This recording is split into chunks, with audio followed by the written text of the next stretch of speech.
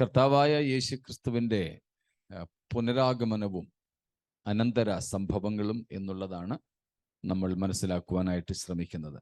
परमेश्वर यीशु मसीह का द्वितीय आगमन और उसके संदर्भ में होने वाली बातों को हम यहाँ पर अध्ययन करेंगे.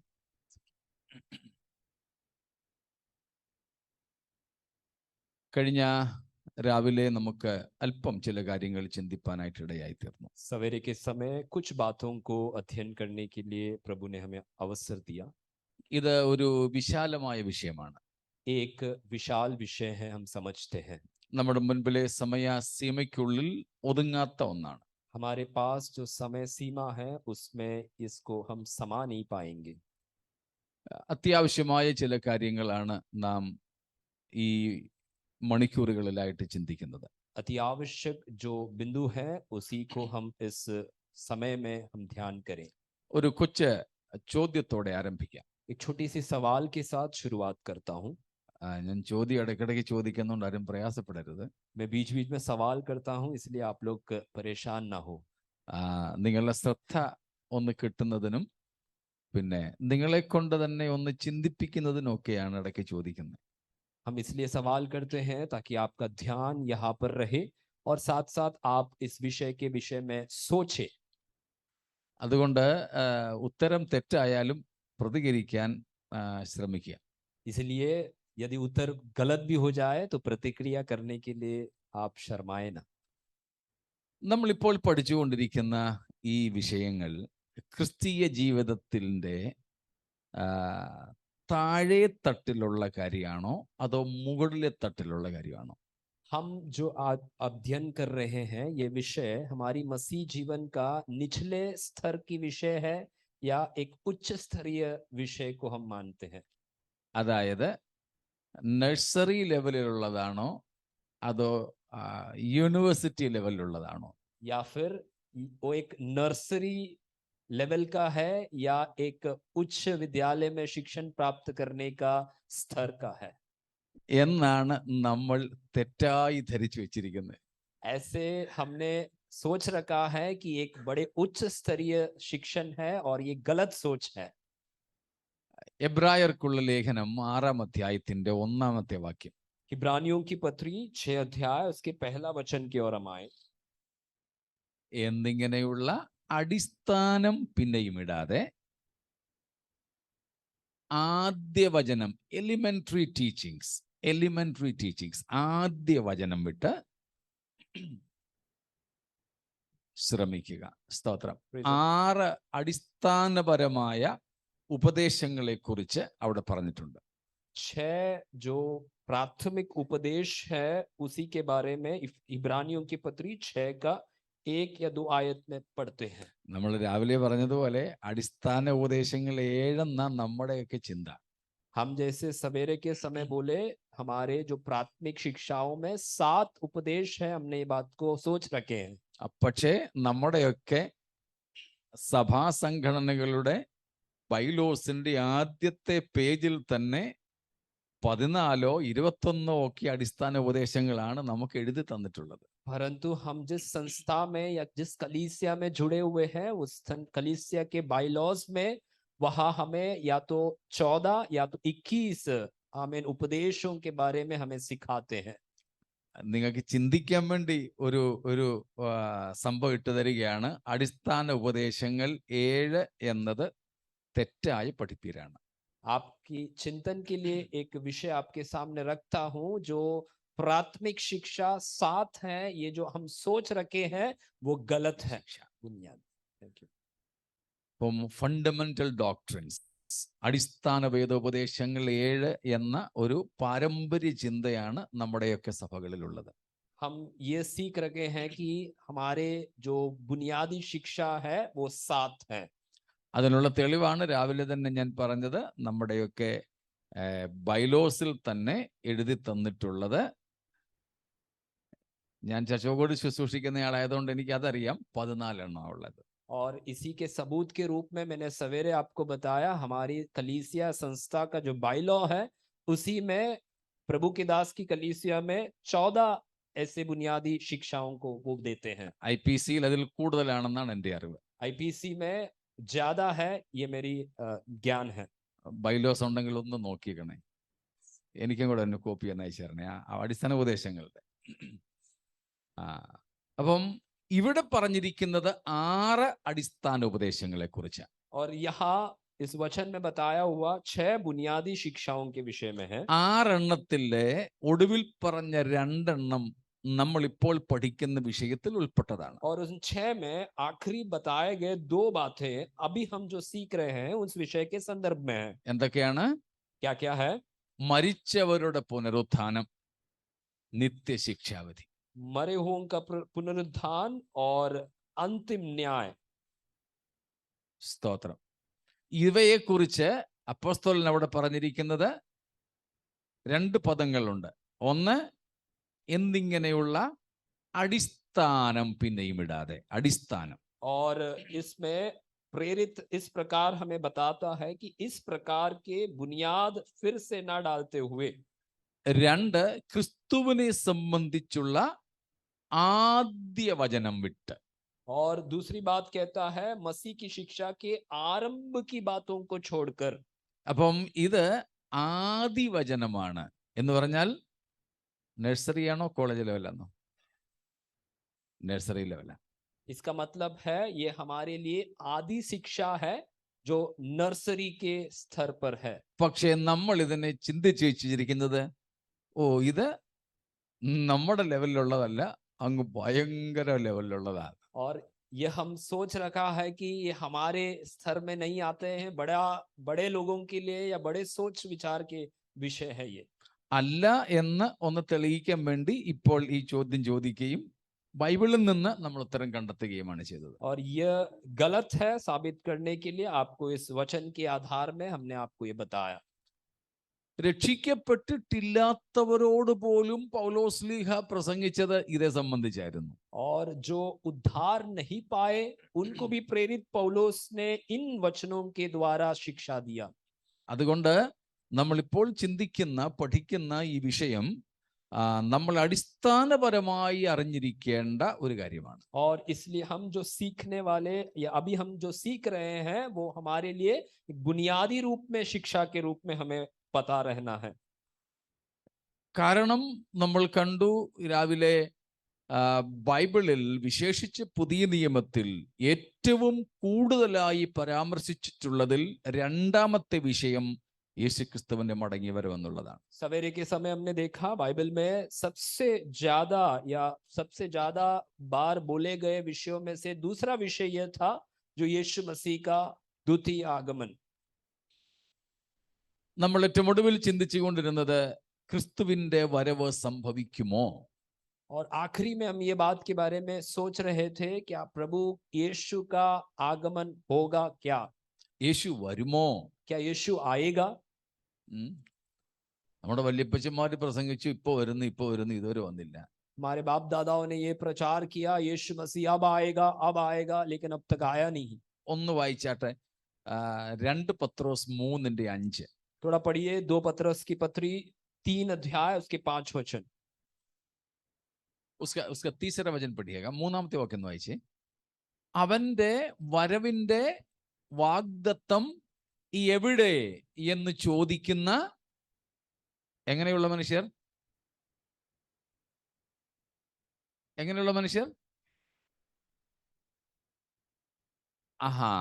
അപ്പോൾ അവര് ചോദിക്കുന്നതാണ് അവന്റെ വരവിന്റെ വാഗ്ദത്തം എവിടെ? कुछ लोग ऐसे सवाल करते हैं कि परमेश्वर का आने की प्रतिज्ञा कहाँ गई?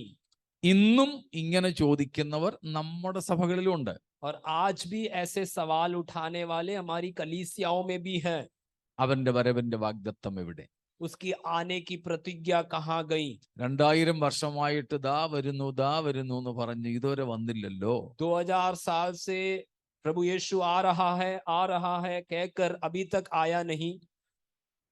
അപ്പം അങ്ങനെ കർത്താവിന്റെ വരവിന്റെ പ്രത്യാശ തണുത്ത് നഷ്ടപ്പെട്ടു പോകുന്ന ഒരു കാലഘട്ടത്തിലാണ് നാം ആയിരിക്കുന്നത്. और ऐसे परमेश्वर की आने के प्रतिज्ञा के विषय में ठंडापन आया हुआ एक अवसर पर हम आ पहुंचे हैं.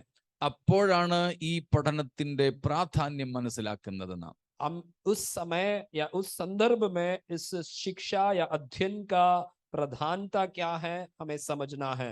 അപ്പോൾ നമ്മൾ നോക്കിക്കൊണ്ടിരുന്നത് കർത്താവിന്റെ വരവ് സംഭവിക്കുമോ, हम ये सवेरे के समय देख रहे थे क्या प्रभु की आगमन होगा क्या, അതിനുള്ള ഉറപ്പെന്താണ്, उसका हमारे पास सबूत क्या है, അതിന്റെ ഗ്യാരണ്ടി എന്താണ്. उसका हमारे पास क्या गारंटी है। നാം എത്ര കാര്യങ്ങൾ കണ്ടു. हमने कई बातों को देखे। സ്തോത്രം. നാം കാണുകയുണ്ടായി വേദപുസ്തകം അതിന് തെളിവ് തരുന്നു.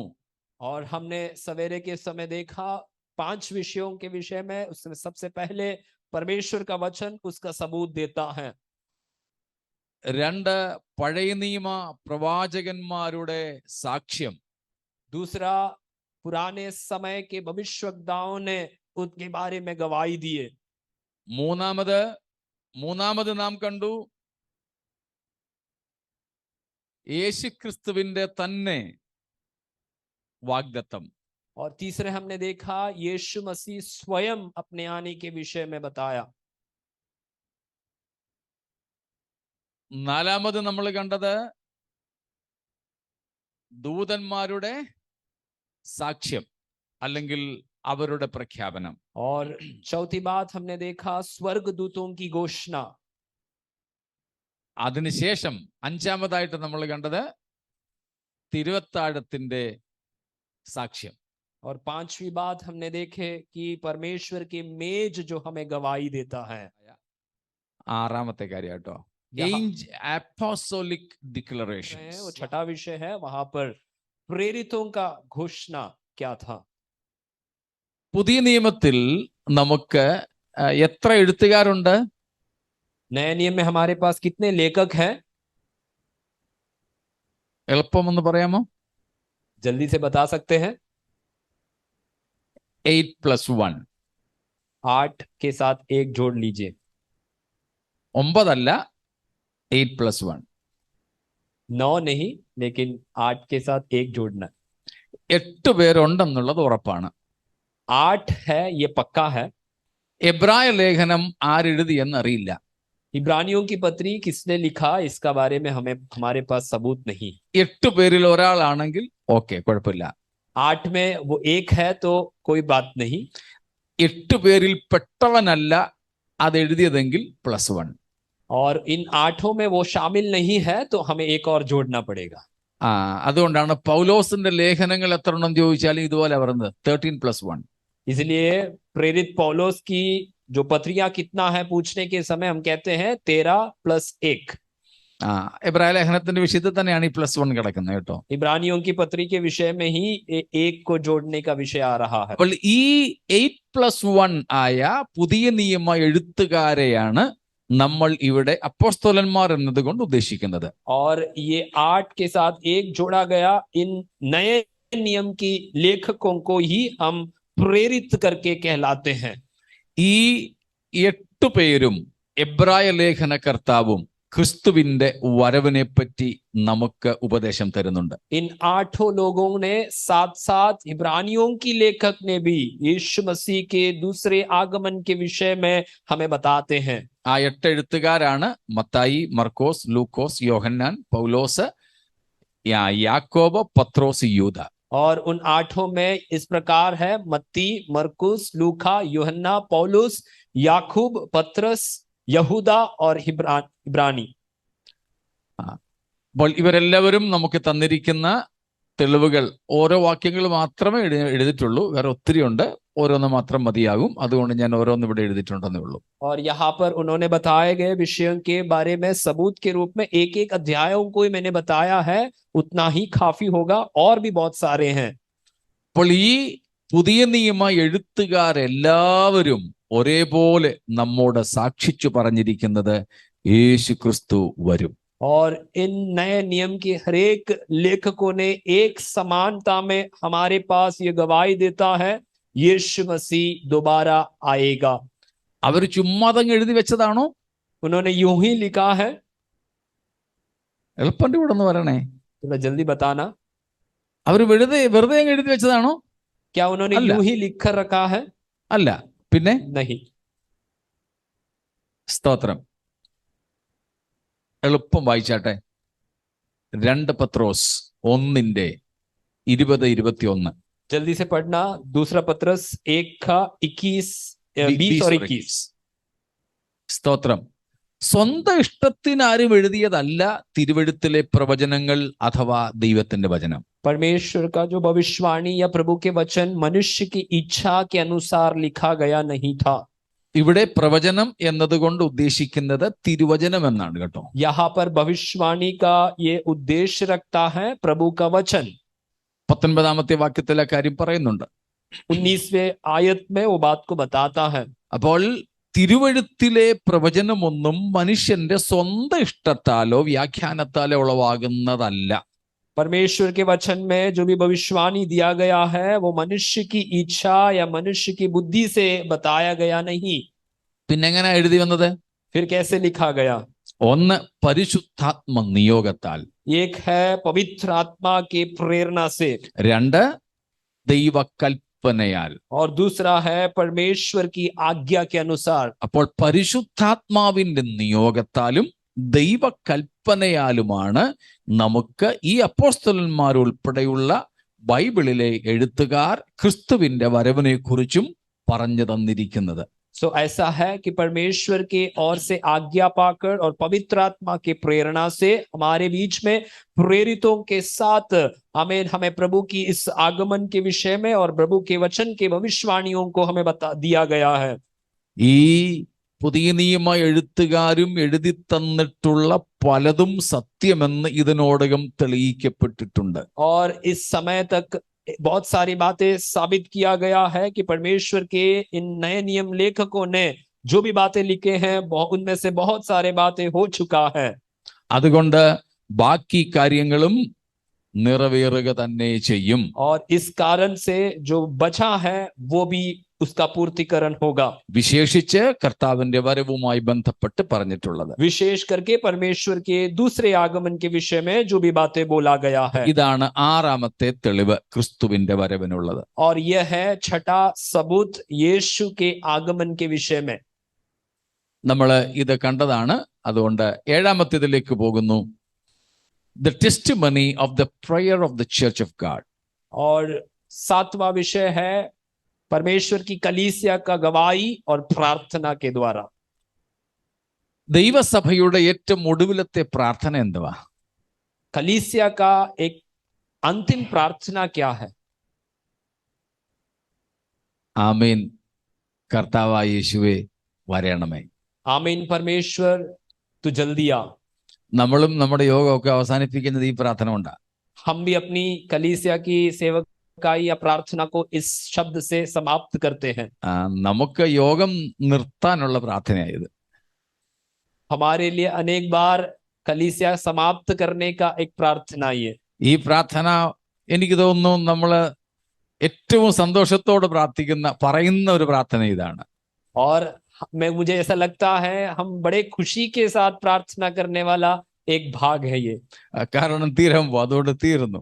कारण यह है कि खत्म होने जा रहा है, इसके बाद समाप्त हो गया।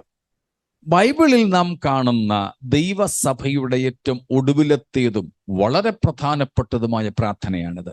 बाइबल में देखा जाने वाला कलीसिया का सबसे अंतिम और समाप्ति का प्रार्थना ये प्रार्थना रहा। വെളിപ്പാട് പുസ്തകം 22:20 വാക്യമാണ്. और प्रकाशित वाक्य 22 अध्याय उसके 20 वचन है। അതിനു മുമ്പ് യേശുക്രിസ്തു പറയുന്നു, യോഹന്നാൻ കേൾക്കെ, ഇതാ ഞാൻ വേഗം വരുന്നു. और यूहन्ना के समक्ष में यीशु मसीह भी ये बात को कहता है, देखो मैं जल्दी आ रहा हूं। യോഹന്നാൻ സഭയുടെ പ്രതിനിധിയായിട്ട് എന്താ പറയുന്നത്? ആമേൻ. और यूहन्ना कलीसिया के प्रतिनिधित्व करते हुए क्या कहता है? आमीन। യേശു എന്ത് പറയുന്നു? ഇതാ ഞാൻ വേഗം വരുന്നു. यीशु क्या कहता है? देखो मैं जल्द आने वाला हूं। സഭ പറയുന്നു ആമീൻ. कलीसिया कहता है आमीन। ആമീന്റെ അർത്ഥം അറിയാമല്ലോ. आमीन का अर्थ हम जानते हैं ना ബച്ചേ ലോഗോ? അങ്ങനെ തന്നെ, ऐसा ही होने दे। അപ്പോൾ യേശു ഇതാ ഞാൻ വേഗം വരുന്നു എന്ന് പറഞ്ഞതിന് സഭ ആമീൻ പറഞ്ഞപ്പോൾ പറയുകയാണ്, അങ്ങ് പറഞ്ഞതുപോലെ വരണമേ. और यीशु ने जब ऐसे कहा, देखो मैं जल्द आने वाला हूं, और कलीसिया ने जब आमीन कहा, कलीसिया ये प्रार्थना करता है आप जल्दी आए. അതുകൊണ്ടും യോഹന്നാൻ തൃപ്തനാകാതെ എടുത്തു പറഞ്ഞു, കർത്താവായ യേശുവേ വരണമേ. और इसके बावजूद यूहन्ना फिर से वो दोहराते हुए कहते हैं, यीशु आप आए. ചിലര് സഭയെ ഈ വിഷയത്തിൽ കുറ്റം പറയാറുണ്ട്. कई लोग कलीसिया को इस विषय में उनकी टिप्पणी करते हैं. യേശു പറഞ്ഞു ഞാൻ വേഗം വരുന്നു എന്ന്. यीशु ने कहा मैं जल्द आने वाला हूं. പക്ഷേ സഭ പറയുന്നു വേഗം എന്നുള്ളത് കട്ട് ചെയ്തിട്ട് വരണേന്നേ പറഞ്ഞിട്ടുള്ളൂ. और कलीसिया कहता है जल्द वो शब्द को हटाकर केवल आएगा, ये बात को कहते हैं. തെറ്റാണത്. गलत है ये. ആമീൻ എന്നതിനകത്ത് തന്നെ വേഗം എന്നുള്ളത് ഉൾപ്പെട്ടിട്ടുണ്ട്. आमीन उसके अंदर ही जल्द आएगा उसका एक सबूत वहां देखते हैं. അപ്പോൾ ക്രിസ്തുവിനോട് ദൈവസഭയ്ക്ക് ആത്യന്തികമായി പ്രാർത്ഥിപ്പാനുള്ളത് ആമീൻ കർത്താവേ അങ്ങ് പറഞ്ഞതുപോലെ വേഗം വരണമേ. और मसीह से कलीसिया को प्रार्थना करने का एक विषय यह है, आमीन परमेश्वर आप जल्दी आ. നമ്മള് ഇതിന്റെ അർത്ഥം അറിഞ്ഞുകൊണ്ടാണോ എന്ന് അറിഞ്ഞുകൂടാ. ഇത്രേ പറയുന്നുള്ളൂ, ആമീൻ കർത്താവായ യേശു എന്ന് പാസ്റ്റർ പറയും, നമ്മൾ പറയും വേഗം വരണേ. हम ये जानते हैं या नहीं मैं नहीं जानता, लेकिन हम प्रभु के दास जब कहते हैं प्रभु यीशु मसीह आप आए, और कलीसिया दोहराते हैं जल्दी आए. ആമീൻ കർത്താവായ യേശുവേ വരണമേ എന്ന് നമ്മൾ ഏറ്റവും ഒടുവിൽ പറയും. आमीन परमेश्वर आप आए हम आखिरी में कहते हैं. പക്ഷേ എന്തിനാ ആമീൻ എന്നുള്ളത് നമ്മൾ ചിന്തിക്കുന്നോന്ന് എനിക്കറിയില്ല. और आमीन क्यों कहते हैं इसके बारे में हम विचार करते हैं क्या, मैं नहीं समझ रहा. മനസ്സിലാവുന്നുണ്ടോ? समझ रहे हैं ना? സ്തോത്രം. വേഗം യേശു വരുന്നു എന്ന് പറഞ്ഞതിന് സഭ ആമീൻ പറയുകയാണ്. जल्दी आएगा जब यीशु ने कहा, उसी के लिए कलीसिया आमीन कहता है. രാവിലെ നമ്മൾ ചിന്തിച്ചു, വെളിപ്പാട് പുസ്തകത്തിൽ മാത്രം യേശു 9 തവണയാണ് ഇതാ ഞാൻ വേഗം വരുന്നു എന്ന് പറഞ്ഞിരിക്കുന്നത്. सवेरे हमने देखा प्रकाशित वाक्य में ही यीशु मसीह ने 9 बार ये बात को कहता है, देखो मैं जल्दी आने वाला हूं. ആ കർത്താവിനോട് നമുക്കും പ്രാർത്ഥിപ്പാനുള്ളത് വേഗം വരണമെന്ന. और उस परमेश्वर से हमें भी प्रार्थना करने के लिए यही बात है कि यीशु आप जल्दी आ. കാരണം നമ്മൾ ആരാണ്? कारण हम कौन हैं? ക്രിസ്തുവും നാമും തമ്മിലുള്ള ബന്ധം എന്താണ്? मसीह और हमारे बीच का संबंध क्या है? മണവാളനും വിവാഹ നിശ്ചയം കഴിഞ്ഞ മണവാട്ടിയുമാണ്. और वो हमारा दुल्हा और हमारे मंगनी हुआ हम दुल्हन है. വെറുതെ പെണ്ണ് കണ്ടുവച്ചിരിക്കുന്ന മണവാട്ടിയല്ല. केवल देखा गया या देख रखकर आया हुआ एक दुल्हन नहीं, പകരം വിവാഹ നിശ്ചയം കഴിഞ്ഞ മണവാട്ടിയാണ്. परंतु हमारे विवाह के लिए मंगनी हो रखा हुआ एक कलीसिया है. വിവാഹ നിശ്ചയം കഴിഞ്ഞ മണവാട്ടിയുടെ ഏറ്റവും വലിയ ആഗ്രഹം എന്താ? और जिस कलीसिया का या जिस दुल्हन का मंगनी हो रखा है, उसका सबसे ज्यादा इच्छा क्या है? മൊബൈൽ ഫോൺ, ഒരു ഐഫോൺ കിട്ടണമെന്നാണോ? क्या एक आईफोन पाना है, यह है क्या? നെറ്റ് റീചാർജ് കിട്ടണമെന്നാണോ? नेट का रिचार्ज हो जाए, यह है क्या उसका इच्छा? അങ്ങനെ എന്തെങ്കിലും ആണോ? ऐसा कुछ है क्या?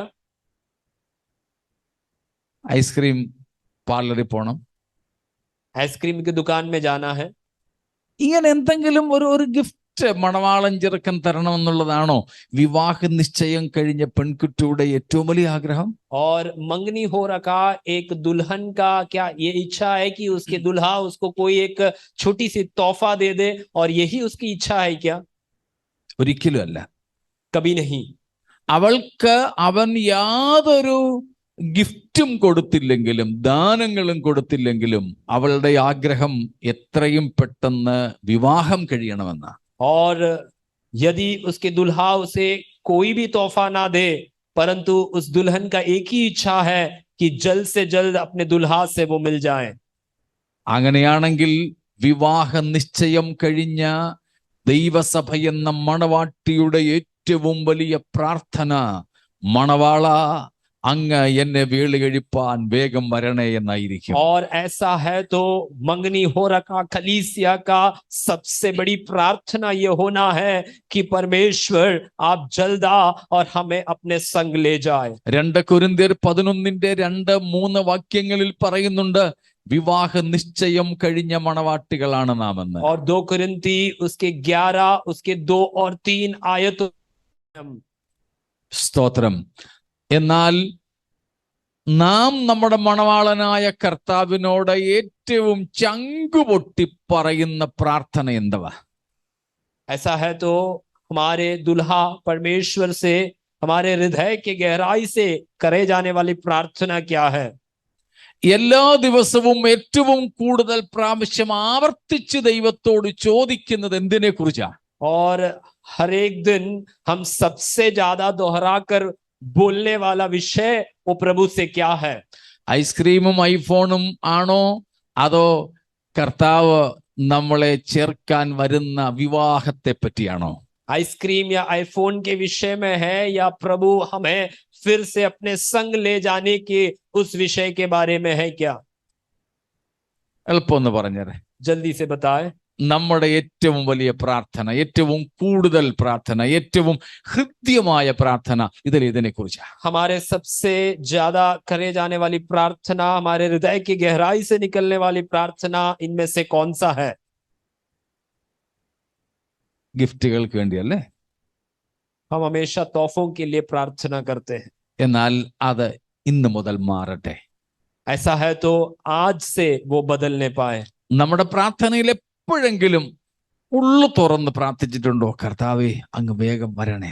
क्या हमारी प्रार्थना में कभी हमने दिल की गहराई से ये प्रार्थना किया है क्या, प्रभु यीशु आप जल्दी आ? കുറഞ്ഞ പക്ഷം എല്ലാ യോഗത്തിലെങ്കിലും നമ്മൾ ആ വാക്യം ഉദ്ധരിക്കാറുണ്ട്. कम से कम हर एक आराधना सभाओं में वो बात को हम बोलते हैं.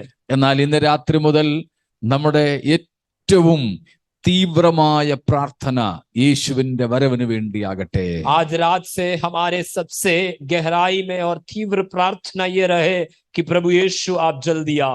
സത്യസഭ ഈ പ്രാർത്ഥന ഹൃദ്യമായി പ്രാർത്ഥിക്കുന്നതായിരിക്കും. और सत्य की कलीसिया ये प्रार्थना बड़े गंभीर रीति से करेंगे.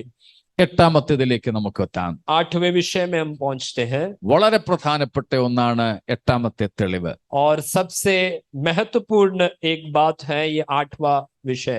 Endowment and presence of the Holy Spirit with the church and in the world. ലോകത്തിലും സഭയിലും, സ്തോത്രം, പരിശുദ്ധാത്മാവിന്റെ സാന്നിധ്യവും സഭയുടെ മേൽ പരിശുദ്ധാത്മാവിന്റെ പകർച്ചയും. और इस दुनिया में और कलीसिया में परमेश्वर की पवित्र आत्मा का उपस्थिति और पवित्र आत्मा का वो अगुवाई जो कलीसिया के ऊपर है. പരിശുദ്ധാത്മാവിനെ നമുക്ക് ഇന്ന് എവിടെ കാണാൻ പറ്റും? ലോകത്തിൽ. पवित्र आत्मा को आज हम कहाँ देखते हैं? दुनिया में. ലോകത്തിൽ എന്ന് പറഞ്ഞാൽ ലോകക്കാരോടുകൂടെയല്ല, സഭയിൽ. दुनिया कहने का अर्थ यह नहीं कि दुनिया वालों के साथ है, परंतु कलीसिया के साथ. കാരണം പരിശുദ്ധാത്മാവിനെ നൽകിയിരിക്കുന്നത് ലോകത്തിനല്ല, ക്രിസ്തു ശിഷ്യന്മാർക്കാണ്. कारण यह है कि पवित्र आत्मा को दुनिया के लिए नहीं परंतु परमेश्वर के चेलों को दिया गया है. യോഹന്നാൻ 14:16 വാക്യത്തിൽ നാം അത് വായിക്കുന്നുണ്ട്. यूहन्ना 14 उसका 16वें आयत में हम पढ़ते हैं. യേശു ക്രിസ്തു പറഞ്ഞു, പരിശുദ്ധാത്മാവിനെ, നിങ്ങൾ അടുത്തെങ്കിൽ വായിച്ചോളൂ.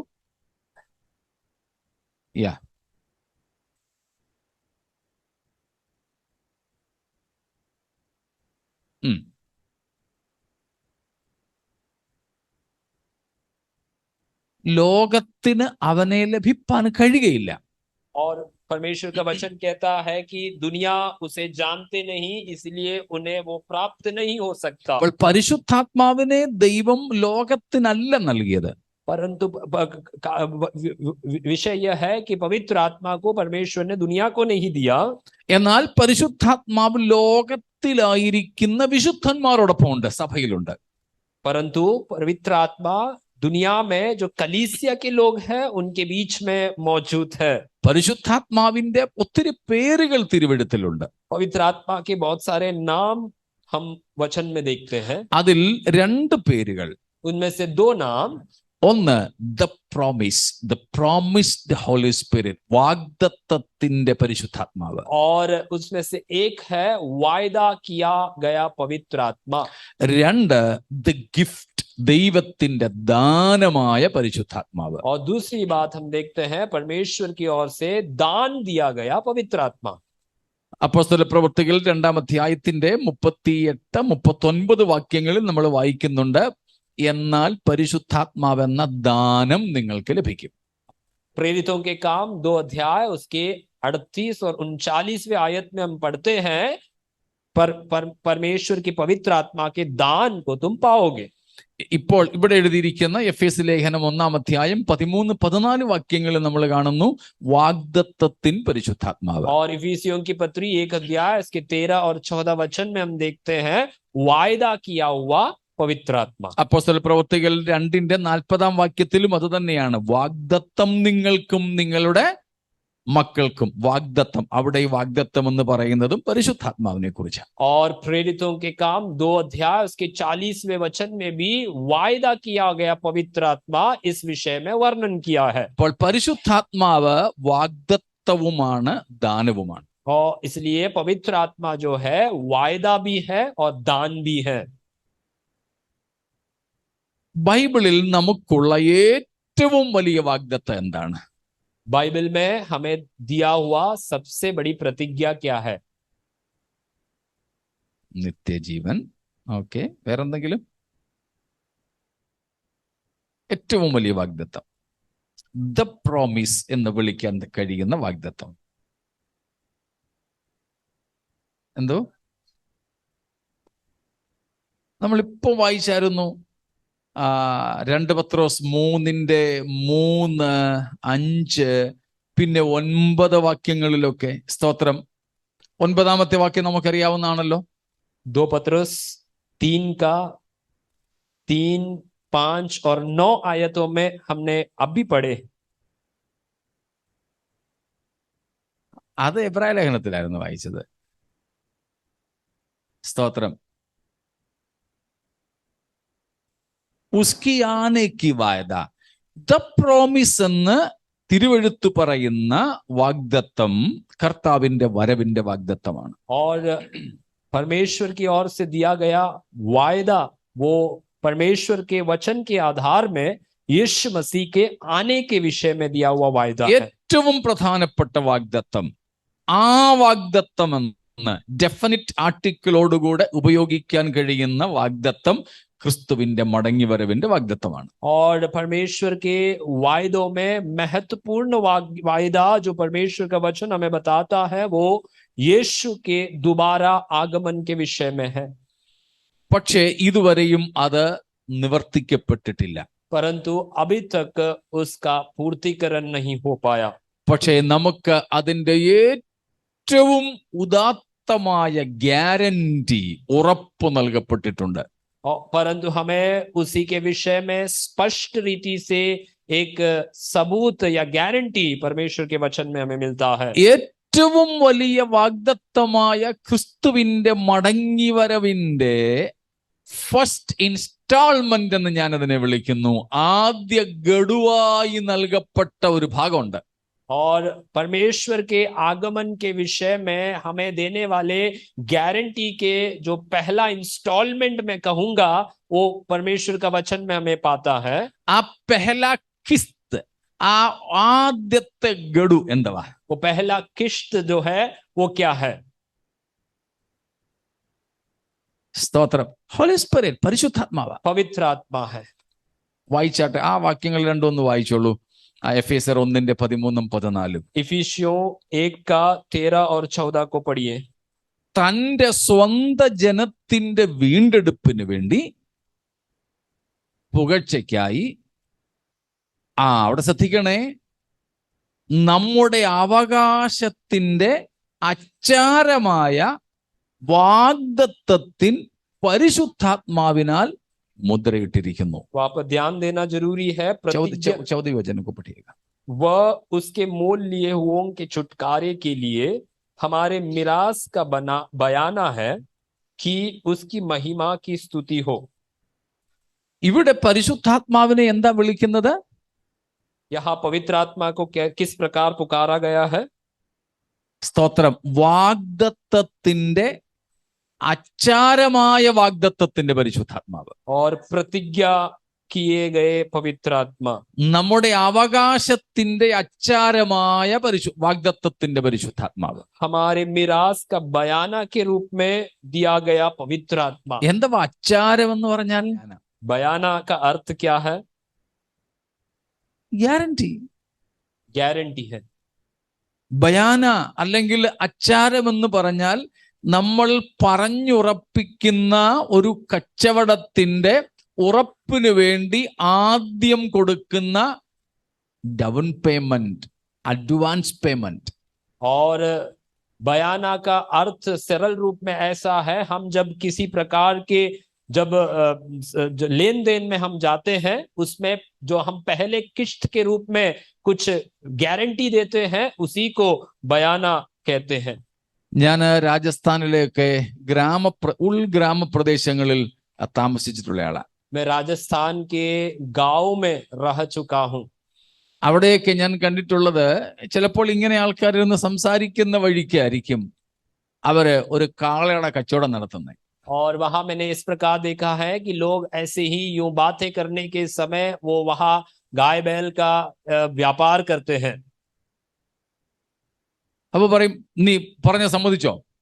वो ऐसे पूछते हैं कि तूने कहा वो तू पक्का कर रहा है क्या? അവൻ പറഞ്ഞു, ആ ഉറപ്പാ. वो कहते हैं पक्का. ഇത്രയും രൂപ എനിക്ക് തരുമോ നീ? इतना रुपए तू देंगे क्या? ആ തരും. हाँ देंगे. തന്നാൽ നീ നിന്റെ കാളെ തരുമോ എനിക്ക്? ऐसे देने से तुम अपने बैल को देंगे? हाँ തരും. हाँ देंगे. ഉറപ്പ് താടാ. उसके लिए गारंटी दो. ആ കാശൊന്നും ഇല്ല കയ്യില്. हाथ में पैसे तो नहीं होंगे. അവര് ബീഡി കത്തിക്കാൻ വെച്ചിരിക്കുന്ന തീപ്പെട്ടിക്കൊള്ളി ഒരെണ്ണം എടുത്ത് മുറിച്ചിട്ട് ഒരു പീസ് അവനും വെക്കും, അതിന്റെ അടുത്ത പീസ് മറ്റവനും കൊടുക്കും. वो वहां पर बीड़ी पीने के लिए रखे जाने वाला माचिस का एक तिल्ली लेकर एक टुकड़ा सामने वाले को देखते हैं और एक टुकड़ा अपने पास रखता है. അതൊന്നുമില്ല, ചിലപ്പോ അവിടെ കാണാൻ കിടക്കുന്ന ഒരു കമ്പും കഷണം എടുത്ത് മുറിച്ചിട്ട് അവനും കൊടുക്കും ഒരു കഷണം, ഇവനും വെക്കും ഒരു കഷണം. ആ കൊടുത്ത കമ്പിന്റെ കഷണം തീപ്പെട്ടിക്കൊള്ളിയുടെ ഒരു ചെറിയ മുറി ഈ പറഞ്ഞ കച്ചവടത്തിന്റെ ഉറപ്പായിട്ട് ബയാന അച്ചാരമായി കൈമാറുന്നതാണ്. और वो भी नहीं है तो वहां पे छोटी सी एक लकड़ी पड़ा हो तो उसी को लेकर तोड़कर एक भाग उनको एक भाग अपने पास रखते हैं और इस प्रकार वो अपने व्यापार का पक्का या बयाना करता है. നമ്മൾ ബിൽഡിംഗ് വാങ്ങാൻ പോകുന്നു, हम बिल्डिंग बदलने जाते हैं, വാങ്ങാൻ പോകുന്നു, लेने जाते हैं, അല്ലെങ്കിൽ വണ്ടി വാങ്ങാൻ പോകുന്നു, हम गाड़ी खरीदने जाते हैं. ചിലപ്പോൾ 500 രൂപയായിരിക്കും കൊടുക്കുന്നത്. कभी कभी कभार हम 500 रुपए देते हैं. 5000 ഒരു ചെക്കായിരിക്കും കൊടുക്കുന്നത്. कभी कभार हम 5000 के एक चेक लिख कर देते हैं. 5 കോടിയുടെ കച്ചവടമായിരിക്കും നടക്കാൻ പോകുന്നത്. हो सकता है कि 5 करोड़ का डील हो, പക്ഷെ ഇപ്പൊ കൊടുത്തത് എത്ര? परंतु अभी कितना दिया? 500 രൂപ. 500 रुपया केवल. എന്താ 500 രൂപ? 500 रुपया क्या है? അതിന്റെ പേരാണ് ഈ അച്ചാരം. उसका अर्थ है बयाना. ബയാന. എന്താ അതിന്റെ അർത്ഥം? उसका अर्थ क्या है? നമ്മൾ പറഞ്ഞതുപോലെ പറഞ്ഞ സമയത്ത് 5 കോടി രൂപ തന്ന് നിന്റെ ഈ സാധനം ഞാൻ വാങ്ങും, അതിന്റെ ഉറപ്പായിട്ട് ദാ ഈ 500 രൂപ ഇരിക്കട്ടെ. और उसका अर्थ इतना ही है कि हमने जिस प्रकार बातें किया, हमारे लेन देन में हम 5 करोड़ रुपया आपको देंगे और आपके द्वारा हम इस चीज को पाएंगे और उसका एक बयाना के रूप में ये 500 रुपया आपको दे रहे हैं. നമ്മുടെ കർത്താവ് നമുക്ക് നൽകാമെന്ന് അല്ലെങ്കിൽ നമ്മോട് ചെയ്ത ഏറ്റവും വലിയ വാഗ്ദത്തം കർത്താവ് വീണ്ടും വരും, നമ്മെ കൊണ്ടുപോകുമെന്നുള്ളതാണ്. हमारा परमेश्वर यीशु मसीह ने हमसे सबसे महत्वपूर्ण वायदे के रूप में दिया है कि वो यीशु मसीह लौट कर आएगा.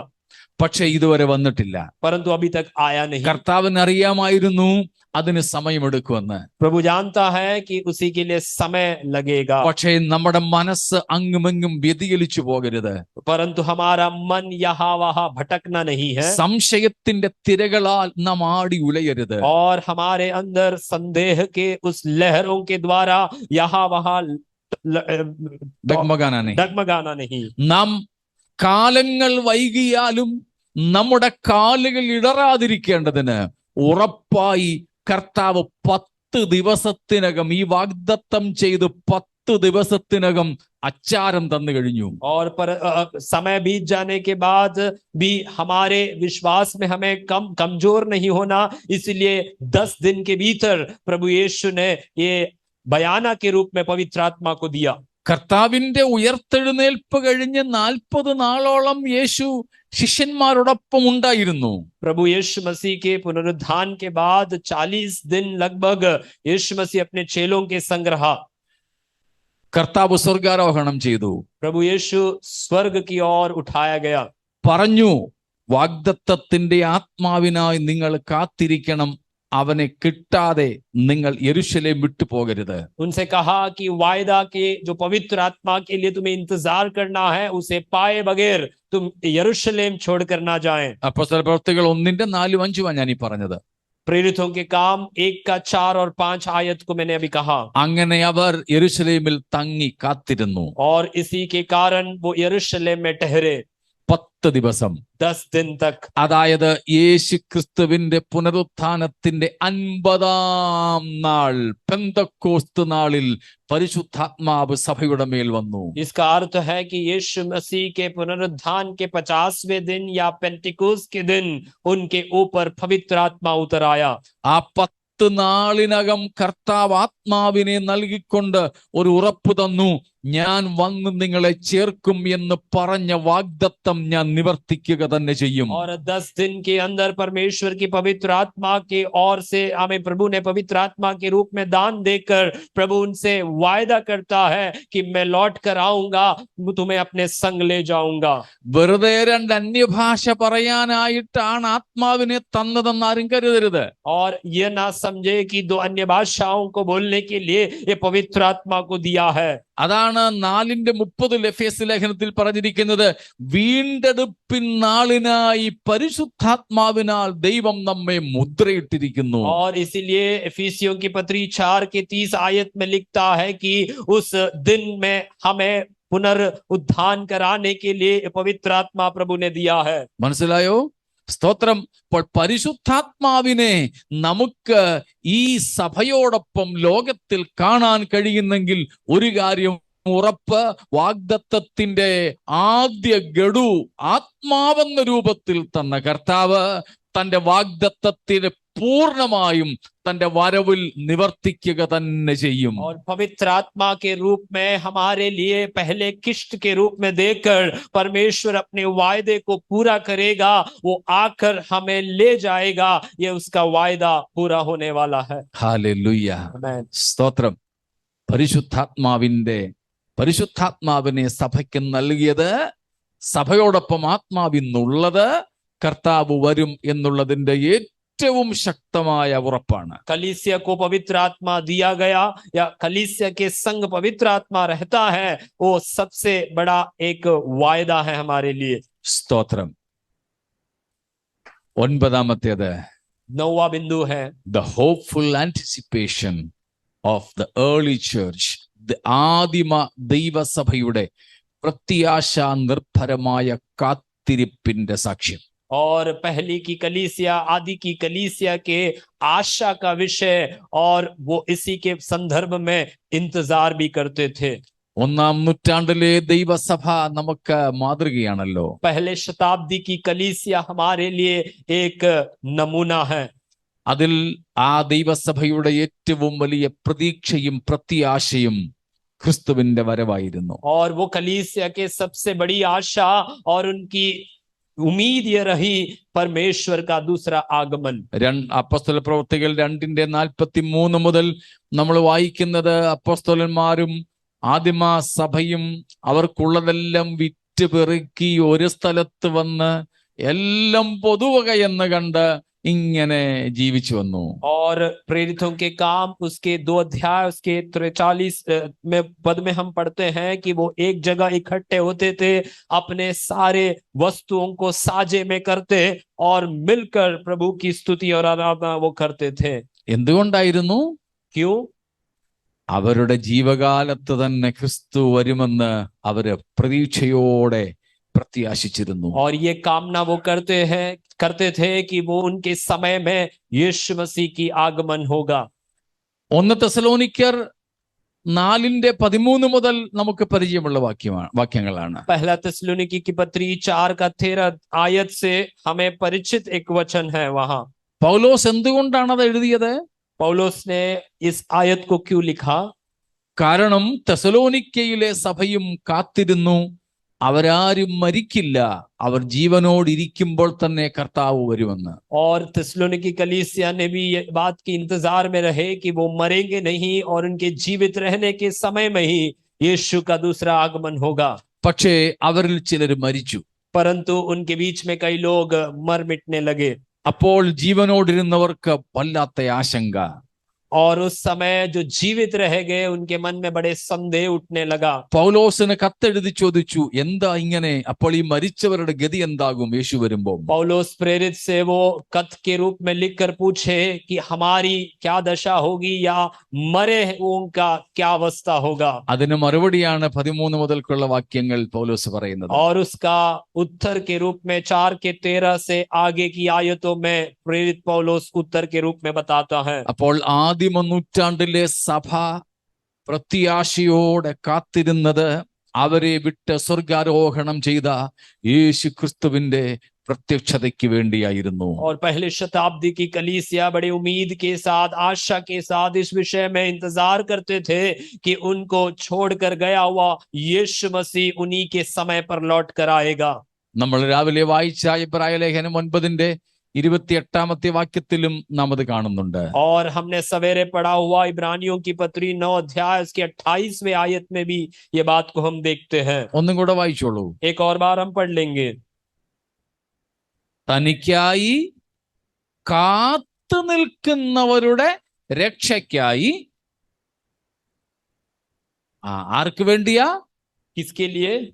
തനിക്കായി കാത്തു നിൽക്കുന്നവരുടെ രക്ഷയ്ക്കായി. उसी के लिए, इंतजार करने वाले या बाट जोने वालों के उद्धार के लिए। അപ്പോൾ 1-ാം നൂറ്റാണ്ടിലെ സഭ ക്രിസ്തുവിൽ നിന്നും നേരിട്ട് കേട്ടവർ, പഠിച്ചവർ കാത്തിരുന്നത് മറ്റൊന്നിനും വേണ്ടിയായിരുന്നില്ല, ക്രിസ്തുവിന്റെ പുനരാഗമനത്തിന് വേണ്ടിയായിരുന്നു. पहले शताब्दी की कलीसिया उनके लिए इंतजार का विषय यह रहा कि उनके सामने उठा लिए गए परमेश्वर उनके लिए लौट कर आएगा।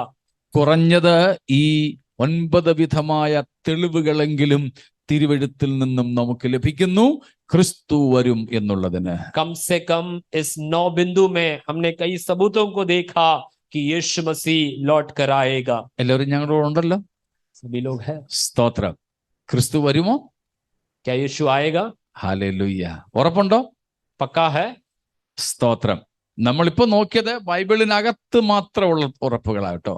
अभी हमने जो भी बातें को सुना है वो बाइबल के अंदर से हमने देखे। സ്തോത്രം. ബൈബിളിന് പുറത്ത് ലോകത്ത്, ശാസ്ത്രലോകത്ത്, കാലാവസ്ഥയിൽ, ഭൂമിയിൽ, ആകാശത്തിൽ, നക്ഷത്രങ്ങളിലൊക്കെ ഉള്ളതിലേക്കൊന്നും നമ്മൾ പോയില്ല. और बाइबल के बाहर जो क्षेत्रों में जो वैज्ञानिक रीति से हो या भौगोलिक रीति से हो उनके विषय में हम गए नहीं अभी तक। അവയേക്കാളൊക്കെ ഏറ്റവും പ്രസക്തമായത് തിരുവെഴുത്തുകളിൽ നിന്നുള്ള തെളിവുകൾ തന്നെ. उन सबसे भी बड़ा अहम रखने वाला हमारे परमेश्वर का वचन में से है। അതുകൊണ്ടാണ് നാം ഈ ഭാഗങ്ങൾക്ക് ഊന്നൽ നൽകിയത്. इसीलिए हमने इसमें ज्यादा जोर दिए। സ്തോത്രം. ഇത്രയും കാര്യങ്ങളിൽ എന്തെങ്കിലും സംശയം ഉണ്ടെങ്കിൽ ചോദിക്കാം. इतने विषय में यदि आपके पास कोई सवाल है तो आप पूछ सकते हैं। ഒന്നുമില്ല എങ്കിൽ നമുക്ക് അടുത്ത ഒരു വിഷയം കൂടെ നോക്കാം. अगर आपके पास कोई सवाल नहीं है तो अगला एक और विषय की ओर हम देखें। ഇത് നമ്മൾ കണ്ടതാണ്, അതുകൊണ്ട് ആ ഭാഗം വിടുന്നു. കർത്താവിന്റെ വരവിനെ സംബന്ധിച്ച് നമ്മുടെ ഇടയിലുള്ള ഒരു ചില തെറ്റിദ്ധാരണകളായത്. और प्रभु के आगमन के विषय में हमारे बीच में कुछ गलत विचार जो हैं वो सब बातें हम देख रहे हैं। ധാരണകളാ, ഉപദേശങ്ങളെന്ന് ഞാൻ പറയുന്നില്ല. ये हाँ। हमारी विचार है, ये उपदेश नहीं कहूंगा। അതിലൊന്നാമത്തേതാണ് കർത്താവ് രാത്രിയിലേ വരുത്തുള്ളൂ എന്നൊരു ചിന്ത. उसमें से सबसे पहला यह है कि प्रभु यीशु मसीह रात के समय में ही आएगा। നിങ്ങൾ സംശയം കാണും, അങ്ങനെ ഒരു സംഭവം ഉണ്ടോ? आपके पास कोई शक रहेगा कि ऐसा कुछ है या नहीं। ഞാൻ ചോദിക്കട്ടെ, मैं आपसे पूछूं, നമ്മള് രാത്രിയിൽ ഉറങ്ങാൻ നേരം ഉള്ള പ്രാർത്ഥനയിലാണോ അതോ രാവിലെ എഴുന്നേറ്റ ശേഷമുള്ള പ്രാർത്ഥനയിലാണോ പറയാറുള്ളത്, കർത്താവേ നിന്റെ വരവാണെങ്കിൽ എന്നെ എടുത്തോണേ? क्या हम प्रार्थना करने के समय सोने के समय में है या सवेरे की उठकर प्रार्थना के समय में हम ये प्रार्थना करते हैं कि प्रभु आपके आगमन में मुझे उठा ले? രാത്രിയിലത്തെ പ്രാർത്ഥനയല്ലേ? रात के प्रार्थनाओं में हम अक्सर करते हैं। അതെന്താ? രാവിലെ പ്രാർത്ഥിച്ച് ഞാൻ ഇത്രയും വർഷമായിട്ട് ഒന്നോ രണ്ടോ പേരെ രാവിലെ പ്രാർത്ഥിച്ച് ഞാൻ കേട്ടിട്ടുള്ളൂ ഈ കാര്യം. मेरे इतने प्रभु के दास के इतने समय काल में उन्होंने 1 या 2 जनों को ही ऐसे सवेरे प्रार्थना करते हुए देखे हैं। ബാക്കിയുള്ളവരെല്ലാവരും രാത്രി ഉറങ്ങാൻ നേരം പ്രാർത്ഥിക്കും, കർത്താവേ ഞങ്ങൾ ഉറങ്ങാൻ പോകുന്നത് സൂക്ഷിക്കണേ, രാവിലെ എഴുന്നേറ്റ് അങ്ങ് സ്തുതിപ്പാൻ സഹായിക്കണേ, അല്ല നിന്റെ വരവാണെങ്കിൽ എടുക്കപ്പെടാൻ സഹായിക്കണേ. अधिकतर लोग ये प्रार्थना सोने के समय करते हैं, प्रभु अब तक संभाला इसलिए धन्यवाद, सवेरे उठने में मदद करे, या फिर आपकी आगमन है तो हमें उठा ले। അതെന്താ? രാത്രിയിലേ കർത്താവ് വരുള്ളൂ എന്നൊരു എവിടെയോ ഒരു ചിന്ത കിടപ്പുണ്ട്. हमारे मन के कहीं तो एक क्षेत्र में ऐसा एक विचार रह गया है कि प्रभु यीशु मसीह रात को ही आएगा। ഏതായാലും നമ്മുടെ രാത്രി വന്നാൽ വേറെ ചിലർക്കൊക്കെ പകലായിരിക്കും. हमारे देश में यदि प्रभु रात को आ रहा है तो कई और देश में वो सवेरे के समय होगा, ഇനി അവർക്ക് രാത്രിയാണെങ്കിൽ നമുക്ക് പകലായിരിക്കും. या फिर उनके लिए रात है तो हमारे लिए सवेरे होगा। അതുകൊണ്ട് അങ്ങനെ ഒരു പ്രത്യേക സമയമൊന്നുമില്ല. ആ ഒരു ചിന്ത അങ്ങ് മാറ്റണം. നമ്മുടെ പ്രാർത്ഥനയ്ക്ക് ഒരു ചെറിയ വ്യത്യാസമൊക്കെ വരുത്തണം. और ऐसा कोई विचार नहीं है कि प्रभु रात को आएगा, ऐसा कुछ है तो हमारी प्रार्थनाओं में एक बदलावट लाए। രണ്ടാമത്തെ തെറ്റായ ഒരു ധാരണയാണ് ലോകം മുഴുവനും സുവിശേഷം അറിഞ്ഞിട്ടേ അല്ലെങ്കിൽ അറിയിച്ചിട്ടേ യേശു വരുള്ളൂ. और दूसरा एक गलत फहमी यह है कि पूरी दुनिया भर में प्रभु का वचन या सुसमाचार फैलाया जाने के बाद ही यीशु मसीह आएगा। അങ്ങനെ തിരുവെഴുത്ത് പറയുന്നില്ല. ऐसा परमेश्वर का वचन कहता नहीं। സ്തോത്രം. അത് നോക്കിയിട്ട് ഇപ്പോഴെങ്ങും വരാൻ സാധ്യത ഇല്ല. और ये देखकर हम कहते हैं कि प्रभु का अभी लगभग अभी आने का कोई संभावना नहीं है। കാരണം ഇനിയും എത്രയോ പീപ്പിൾ ഗ്രൂപ്പ്സിന്റെ അടുക്കലേക്ക്, ജനജാതികളുടെ അടുക്കലേക്ക് സുവിശേഷം എത്താനുണ്ട്. कारण कितनी जनजातियों के बीच में आज भी परमेश्वर का सुसमाचार पहुंचना बाकी है। അപ്പോൾ അവിടെ എല്ലാം സുവിശേഷം എത്തിക്കഴിഞ്ഞ് യേശു വരൂ എന്ന ഒരു ചിന്ത അബദ്ധ ധാരണയാണ്. और वहां सब परमेश्वर का सुसमाचार पहुंचने के बाद ही यीशु आएगा, ऐसा सोच एक गलत सोच रहेगा। മത്തായി 24:14 വായിച്ചാട്ടെ. मत्ती का सुसमाचार 24वें अध्याय उसके 14 वचन को पढ़िए। ഈ വാക്യത്തിന്റെ അടിസ്ഥാനത്തിലാണ് ഈ ഉപദേശവും ചിന്തയും ഉള്ളത്. और इस वचन के संदर्भ में ये उपदेश या ये सोच हम रखते हैं। മനസ്സിലാവുന്നുണ്ടല്ലോ? समझ रहे हैं ना? സംശയം തോന്നുന്നു. ഒരു വല്ലാത്തൊരു ശാന്തത. ഇവിടെ യേശു കർത്താവ് പറഞ്ഞിരിക്കുന്ന കാര്യം നമ്മൾ വായിച്ചു കേട്ടു. ക്രിസ്തു പറഞ്ഞിരിക്കുന്ന കാര്യം അത്. और यहाँ पर यीशु मसीह ने बताया गया एक वचन को हमने पढ़े। എന്താ പറഞ്ഞത്? क्या बताया है?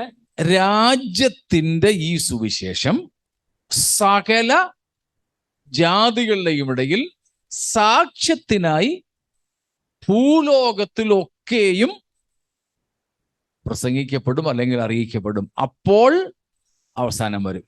और राज्य का यह सुसमाचार सारे जगत में प्रचार किया जाएगा कि सब जातियों पर गवाही हो, तब अंत आ जाएगा। അതിനൊരു മാറ്റവും ഇല്ല. उसमें कोई बदलावट नहीं। കാരണം ക്രിസ്തുനാഥൻ പറഞ്ഞ കാര്യമാണ്. कारण परमेश्वर यीशु मसीह ने कहा बात है। അപ്പോൾ പിന്നെ നമ്മൾ ഈ പറഞ്ഞത് തെറ്റുമല്ലോ? ऐसा है तो हमने जो बोला वो गलत साबित होगा। രണ്ടും ശരിയാ. दोनों सही है। അതെങ്ങനാ? ऐसा कैसा? ഈ കർത്താവ് ഇവിടെ പറഞ്ഞ സുവിശേഷം ഏത് സുവിശേഷമാ? प्रभु यीशु मसीह ने यहाँ बताया हुआ सुसमाचार कौन सा सुसमाचार के बारे में है? അവിടെ ഉണ്ടല്ലോ, നിങ്ങളുടെ ബൈബിളിൽ ഉണ്ടല്ലോ. वहां पर ही बताया है। ഏതാ?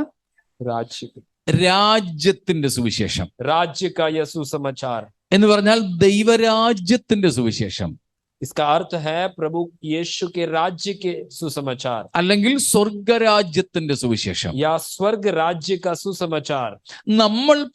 നമ്മൾ വിശ്വസിക്കുന്നതും നമ്മൾ പ്രസംഗിക്കുന്നതുമായ സുവിശേഷം ഏത് സുവിശേഷമാണ്? हम विश्वास करने वाले और प्रचार करने वाले सुसमाचार कौन सा सुसमाचार है? ക്രിസ്തുവിന്റെ സുവിശേഷം, यीशु मसीह का सुसमाचार, അല്ലെങ്കിൽ ദൈവകൃപയുടെ സുവിശേഷം, the gospel of the grace of God. या फिर प्रभु यीशु का अनुग्रह का सुसमाचार। തമ്മിൽ എന്താ വ്യത്യാസം? इसके बीच में अंतर क्या है? ദൈവരാജ്യത്തിന്റെ സുവിശേഷം എന്ന് പറഞ്ഞാൽ ദൈവാധിപത്യം തുടങ്ങുന്നു എന്നുള്ളതാണ്. प्रभु यीशु के राज्य का सुसमाचार का अर्थ है कि परमेश्वर अपना राज्य को साबित करने जा रहा है। അതിന്റെ തുടക്കം നമുക്കറിയാം, സ്നാപക യോഹന്നാനാണ് പ്രസംഗിച്ചു തുടങ്ങിയത്. और उसका शुरुआत हम जानते हैं यूहन्ना बपतिस्मा दाता ने शुरुआत की। യേശുക്രിസ്തു അത് തുടർന്നു. यीशु मसीह ने उसको आगे ले चला। ആ സുവിശേഷം പ്രസംഗിക്കാനാണ് ക്രിസ്തുവിന്റെ ജീവകാലത്ത് ശിഷ്യന്മാരെ അയച്ചതും. और वो सुसमाचार का प्रचार करने के लिए यीशु मसीह के जीवित रहने के समय यीशु मसीह ने अपने चेलों को भेजा। അന്ന് എവിടെ മാത്രമേ ഈ സുവിശേഷം, ഈ രാജ്യത്തിന്റെ സുവിശേഷം പ്രസംഗിക്കപ്പെട്ടുള്ളായിരുന്നു? और वह उस समय कहां तक कि ये प्रभु का वचन का या राज्य का सुसमाचार प्रचार किया गया? അതായത് ഇസ്രായേൽ ജനത്തിന്റെ ഇടയിൽ മാത്രം. या वो केवल इजरायली लोगों के बीच में रहा। ശിഷ്യന്മാരെ അയച്ചപ്പോ പറഞ്ഞു, चेलों को जब भेजा तब कहा गया ഇസ്രായേലിലെ കാണാതെ പോയ ആടുകളുടെ അടുക്കലേക്ക് പോയാൽ മതി, വേറെ എങ്ങും പോകരുതെന്ന്. जब उन्हें भेजा गया तो उनसे यह स्पष्ट कहा कि इजराइल के खोए हुए भेड़ों के पास ही जाएं या फिर कहीं और न जाएं। എന്നാൽ യേശുവിന്റെ ഉയർത്തെഴുന്നേൽപ്പിന് ശേഷം യേശു പ്രസംഗിക്കാൻ ശിഷ്യന്മാരെ ഏൽപ്പിച്ച സുവിശേഷം ഏത് സുവിശേഷമാ? इसके बाद यीशु मसीह के पुनरुत्थान के बाद यीशु ने अपने चेलों को जो सुसमाचार सुनाने के लिए कहा वो कौन सा सुसमाचार है? ഏതാ? സ്തോത്രം. അപ്പോസ്തല പ്രവൃത്തി 1:8 നിങ്ങൾ എന്റെ സാക്ഷികളാകും. प्रेरितों के काम 1:8 में लिखा गया है तुम मेरे लिए गवाह होंगे। യേശുവിന്റെ സാക്ഷികളാവുക. यीशु के लिए गवाह बनेंगे। എന്തിന്റെ സാക്ഷ്യമാണ്? किसकी गवाह करेंगे?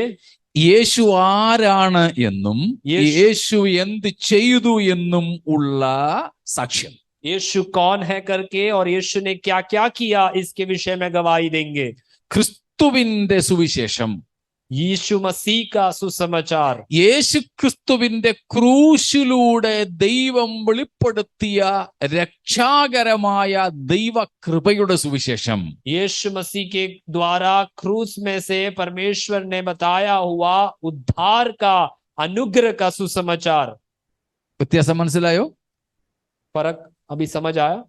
നമ്മൾ ഇപ്പോൾ പ്രസംഗിക്കുന്നത്, ലോകത്തിൽ പ്രസംഗിക്കുന്നത് ദൈവരാജ്യം സമീപിച്ചിരിക്കുന്നു എന്നല്ല, പകരം സകല മാനവജാതിയുടെയും പാപത്തിന് പരിഹാരമായി യേശു ക്രൂശിൽ മരിച്ചു എന്ന. हम अब प्रचार करने वाले सुसमाचार परमेश्वर का राज्य समीप आया ये नहीं, परंतु मानव जाति के लिए उद्धार के लिए आया हुआ यीशु के बारे में सुसमाचार सुनाते हैं। യേശു ക്രിസ്തുവിലൂടെ നമുക്ക് രക്ഷാകരമായ ദൈവകൃപ ഉദിച്ചു എന്ന. और यीशु मसीह के द्वारा हमारे लिए उद्धार का एक सुसमाचार प्रकट हुआ, इसके एक सुसमाचार हम सुनाते हैं। തീത്തോസ് 2:11 ഞാൻ ഈ പറഞ്ഞത്. तीतुस की पुस्तक उसके 2:11 में से हमने अभी बताए। അപ്പോസ്തല പ്രവൃത്തികൾ 20:24 प्रेरितों के काम 20:24 में भी बताए हैं। ഇവിടങ്ങളിലൊക്കെ നമ്മൾ കാണുന്നതാണ് കൃപയുടെ സുവിശേഷം. और इन सारे क्षेत्र में हम पाते हैं कि अनुग्रह का सुसमाचार। ഈ കൃപയുടെ സുവിശേഷം എന്തിനാ പ്രസംഗിക്കുന്നത്? ये कृपा का सुसमाचार क्यों प्रचार करते हैं? രക്ഷയ്ക്ക് വേണ്ടിയാ. उद्धार के लिए है। രാജ്യത്തിന്റെ സുവിശേഷമോ? राज्य का सुसमाचार നമ്മൾ വായിച്ച വാക്യത്തിലുണ്ട്, 24:14 ഉണ്ട്. രാജ്യത്തിന്റെ സുവിശേഷം എന്തിനാ പ്രസംഗിക്കുന്നത്? राज्य का सुसमाचार क्यों प्रचार किया जाता है? हमने पढ़ा സാക്ഷ്യത്തിനായി. सब जातियों के पर गवाही के लिए। സ്തോത്രം. എന്നാൽ ക്രിസ്തുവിന്റെ സുവിശേഷം നമ്മൾ എന്തിനാ പ്രസംഗിക്കുന്നത്?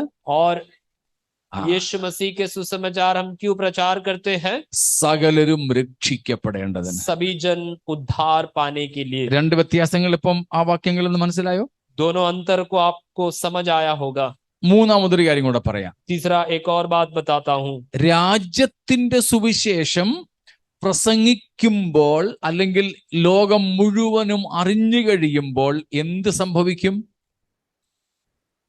എന്തോ അവസാനമുണ്ടാകും. राज्य के सुसमाचार के प्रचार किए जाने के बाद या सब जातियों को सुनाया जाने के बाद क्या होगा? अंत होता है। എന്തിന്റെ അവസാനം? किसका अंत होगा? എന്തിന്റെ അവസാനം? രണ്ട് കാര്യങ്ങളുടെ അവസാനം പ്രധാനമായിട്ടും. प्रधान रूप से 2 विषय में अंत आएगा। എന്തിന്റെയൊക്കെ? किन किन विषय में? പ്രധാനമായിട്ടും രണ്ട് കാര്യങ്ങളുടെ അവസാനം. ഒന്ന് സമയത്തിന്റെ അവസാനം, കാലത്തിന്റെ അവസാനം.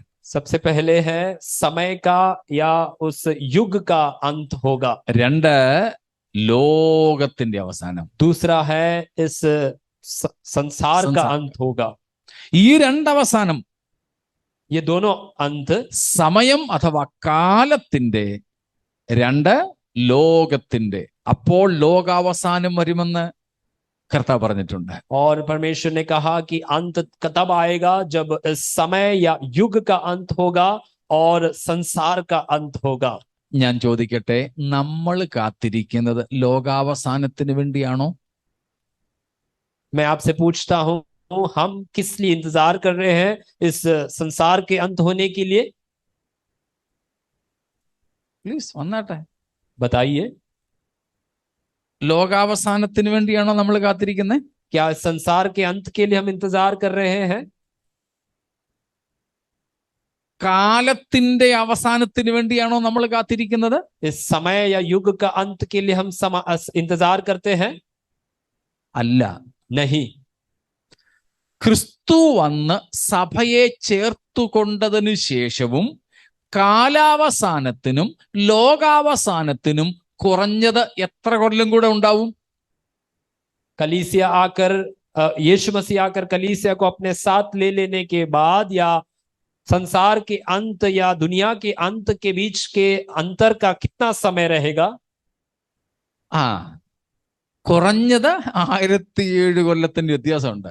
कम से कम 1007 साल का अंतर होगा।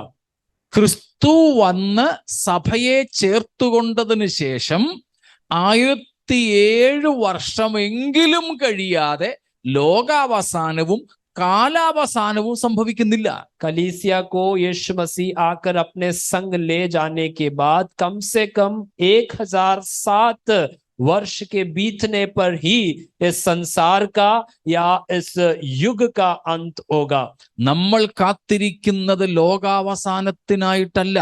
हम इंतजार कर रहे हैं इस संसार के अंत के लिए नहीं, പകരം അതിനും മുമ്പേ നമുക്ക് വേണ്ടി നമ്മുടെ രക്ഷയുടെ പൂർത്തീകരണത്തിന് വേണ്ടി പ്രത്യക്ഷപ്പെടാനിരിക്കുന്ന യേശുവിന് വേണ്ടിയാണ്. परंतु उससे भी पहले हमारे लिए, हमारे उद्धार के पूर्तिकरण के लिए, हमारे लिए लौट आने वाला यीशु मसीह के लिए हम इंतजार करते हैं। ഇപ്പൊ മനസ്സിലായോ? കൺഫ്യൂഷൻ മാറിയോ? ഇനി അതിന്റെ ഒരു ഭാഗവും കൂടെ പറയാം. एक और भाग को कहता हूं। റോമർ 11:25. रोमियो की पत्री 11 अध्याय उसके 25वें आयत। അവിടെ നമ്മൾ കാണുന്ന ഒരു പ്രയോഗമാണ് वहां हम देखते ജാതികളുടെ പൂർണ്ണസംഖ്യ. वहां हम देखते हैं कि अन्य जातियों का पूर्णता जब होती है। यस, എന്താ അതിന്റെ അർത്ഥം? उसका अर्थ क्या है? ജാതികളുടെ പൂർണ്ണസംഖ്യ ചേരുവോളം ഇസ്രായേലിന് അംശമായി കാഠിന്യം ഭവിച്ചിരിക്കുന്നു. और जातियों का पूर्ण संख्या पहुंचने समय तक इजराइल का कष्ट बढ़ता जाएगा। എന്താ അതിന്റെ അർത്ഥം? उसका अर्थ क्या है? ജാതികളുടെ പൂർണ്ണസംഖ്യ എന്ന് പറഞ്ഞാൽ इस अन्य जातियों का जो पूर्णता या पूर्ण संख्या के विषय में क्या है? शायद हिंदी में अन्य जाति के लोग पूरी तौर पर प्रवेश न कर लेंगे लिखा होगा ना. yes, yes. कहाँ प्रवेश करने की बात है? എവിടെ എവിടെ ഈ ജാതികൾ എന്ന് പറഞ്ഞാൽ ആരാ? अन्य जाति के अर्थ क्या है? നോൺ ജൂയിഷ് കമ്മ്യൂണിറ്റി, യഹൂദേതരരായവർ. जो गैर यहूदी लोग हैं। ഇന്ന് ലോകത്തുള്ള മനുഷ്യജാതിയെ വേദപുസ്തകം പുതിയ നിയമം എത്രയായിട്ടാ തരംതിരിക്കുന്നത്? आज इस दुनिया में पाए जाने वाले मनुष्य जातियों को बाइबल कितने रूप से विभाजन करते हैं? 3 ആയിട്ട്. 3 रीति से। ഏതൊക്കെയാ? 1 കൊരിന്ത്യർ 10:32. पहला कुरिन्ती 10 का 32वें आयत में हम पाते हैं യഹൂദൻ, यहूदी, 2 യവനൻ, यूनानी, 3 ദൈവസഭ. परमेश्वर के लोग। കണ്ടോ? യഹൂദൻ, യവനൻ, ദൈവസഭ. यहूदी, यूनानी और प्रभु की कलीसिया। 1 Corinthians 10:32. അപ്പം അവിടെ യഹൂദൻ നമുക്കറിയാം അബ്രഹാം, ഇസഹാക്ക്, യാക്കോബിന്റെ വംശപരമ്പര. और यहूदी हम जानते हैं अब्राहम, इसहाक और याकूब के वंशज के लोग। അവരല്ലാതെയുള്ള ബാക്കി മുഴുവനും യവനന്മാരിൽ പെടും, और അല്ലെങ്കിൽ ജാതികളിൽ പെടും. उनके अलावा बाकी जितने भी लोग हैं वो लोग जातियों में गिना जाएगा। പിന്നെ ദൈവസഭ ആരാ? फिर कलीसिया के लोग कौन हैं? യഹൂദനിൽ നിന്നും യവനനിൽ നിന്നും സുവിശേഷത്താൽ ക്രിസ്തുയേശുവിൽ ഏക ശരീരസ്ഥരും വാഗ്ദത്തത്തിൽ പങ്കാളികളും കൂട്ടവകാശികളും ആയിത്തീരുന്നവരുടെ സംഘമാണ്. और कलीसिया के लोग माने क्या है? यहूदी में से, अन्य जाति में से, परमेश्वर के सुसमाचार के द्वारा परमेश्वर के वायदे में और प्रभु की कलीसिया में एक बनाए गए हुए लोग हैं। ഈ പറഞ്ഞതിന് ആധാരം എഫേസ്യ ലേഖനം 3:6 ആണ്. इसका सबूत के रूप में एफिसियों की पत्री 3 अध्याय उसके 6 वचन में हम देखते हैं। സഭ എന്ന മർമ്മത്തെ പറ്റി പൗലോസ് പറയുമ്പോൾ പറഞ്ഞ കാര്യമാണ് എഫേസ്യർ 3:6. कलीसिया के मर्म के विषय में जब पर प्रेरित पौलोस ये बात को कहता है तो उसके विषय में उसके सबूत को हम देखते हैं। എടുത്തെങ്കിൽ വായിച്ചോളൂ. ജാതികൾ, അതോ എന്താ? അതോ എന്ന് പറഞ്ഞാൽ അതിന്റെ അർത്ഥം ദൈവസഭ എന്ന വെളിപ്പെട്ട മർമ്മമോ. ജാതികൾ 1 സുവിശേഷത്താൽ, 2 ക്രിസ്തുയേശുവിൽ, 3 കാര്യങ്ങൾ. 1 കൂട്ടവകാശികളും ഏക ശരീരസ്ഥരും വാഗ്ദത്തത്തിൽ പങ്കാളികളും ആകണം എന്നുള്ളത് തന്നെ. ഈ വാക്യത്തിന്റെ അടിസ്ഥാനത്തിലാണ് ഞാൻ പറഞ്ഞത്. സ്തോത്രം. യഹൂദരിൽ നിന്നും ജാതികളിൽ അല്ലെങ്കിൽ യവനന്മാരിൽ നിന്നും ഉള്ളവർ സുവിശേഷത്താൽ യേശു ക്രിസ്തുവിൽ 3 കാര്യങ്ങൾ. 1 കൂട്ടവകാശികളാവുക, ഏക ശരീരസ്ഥരാവുക, വാഗ്ദത്തത്തിൽ പങ്കാളികളായി തീരുക എന്ന ഒരു ദൈവ വ്യവസ്ഥയുണ്ട്. അതാണ് ഇവിടുത്തെ പ്രതിപാദ്യ വിഷയം. और कलीसिया के संदर्भ में मसीह के सुसमाचार के द्वारा अन्य जाति लोगों को मिरास में साझी किया गया, एक देह का भाग बनाया गया और प्रतिज्ञा के भागी बनाकर उन्हें परमेश्वर के वायदे में हमें प्रवेश कराता है। ഈ രീതിയിൽ യഹൂദരിൽ നിന്നും അല്ലാതെ ഏറ്റവും ആദ്യമായി ദൈവകൃപയിലേക്ക് വന്ന വ്യക്തി ആരാ?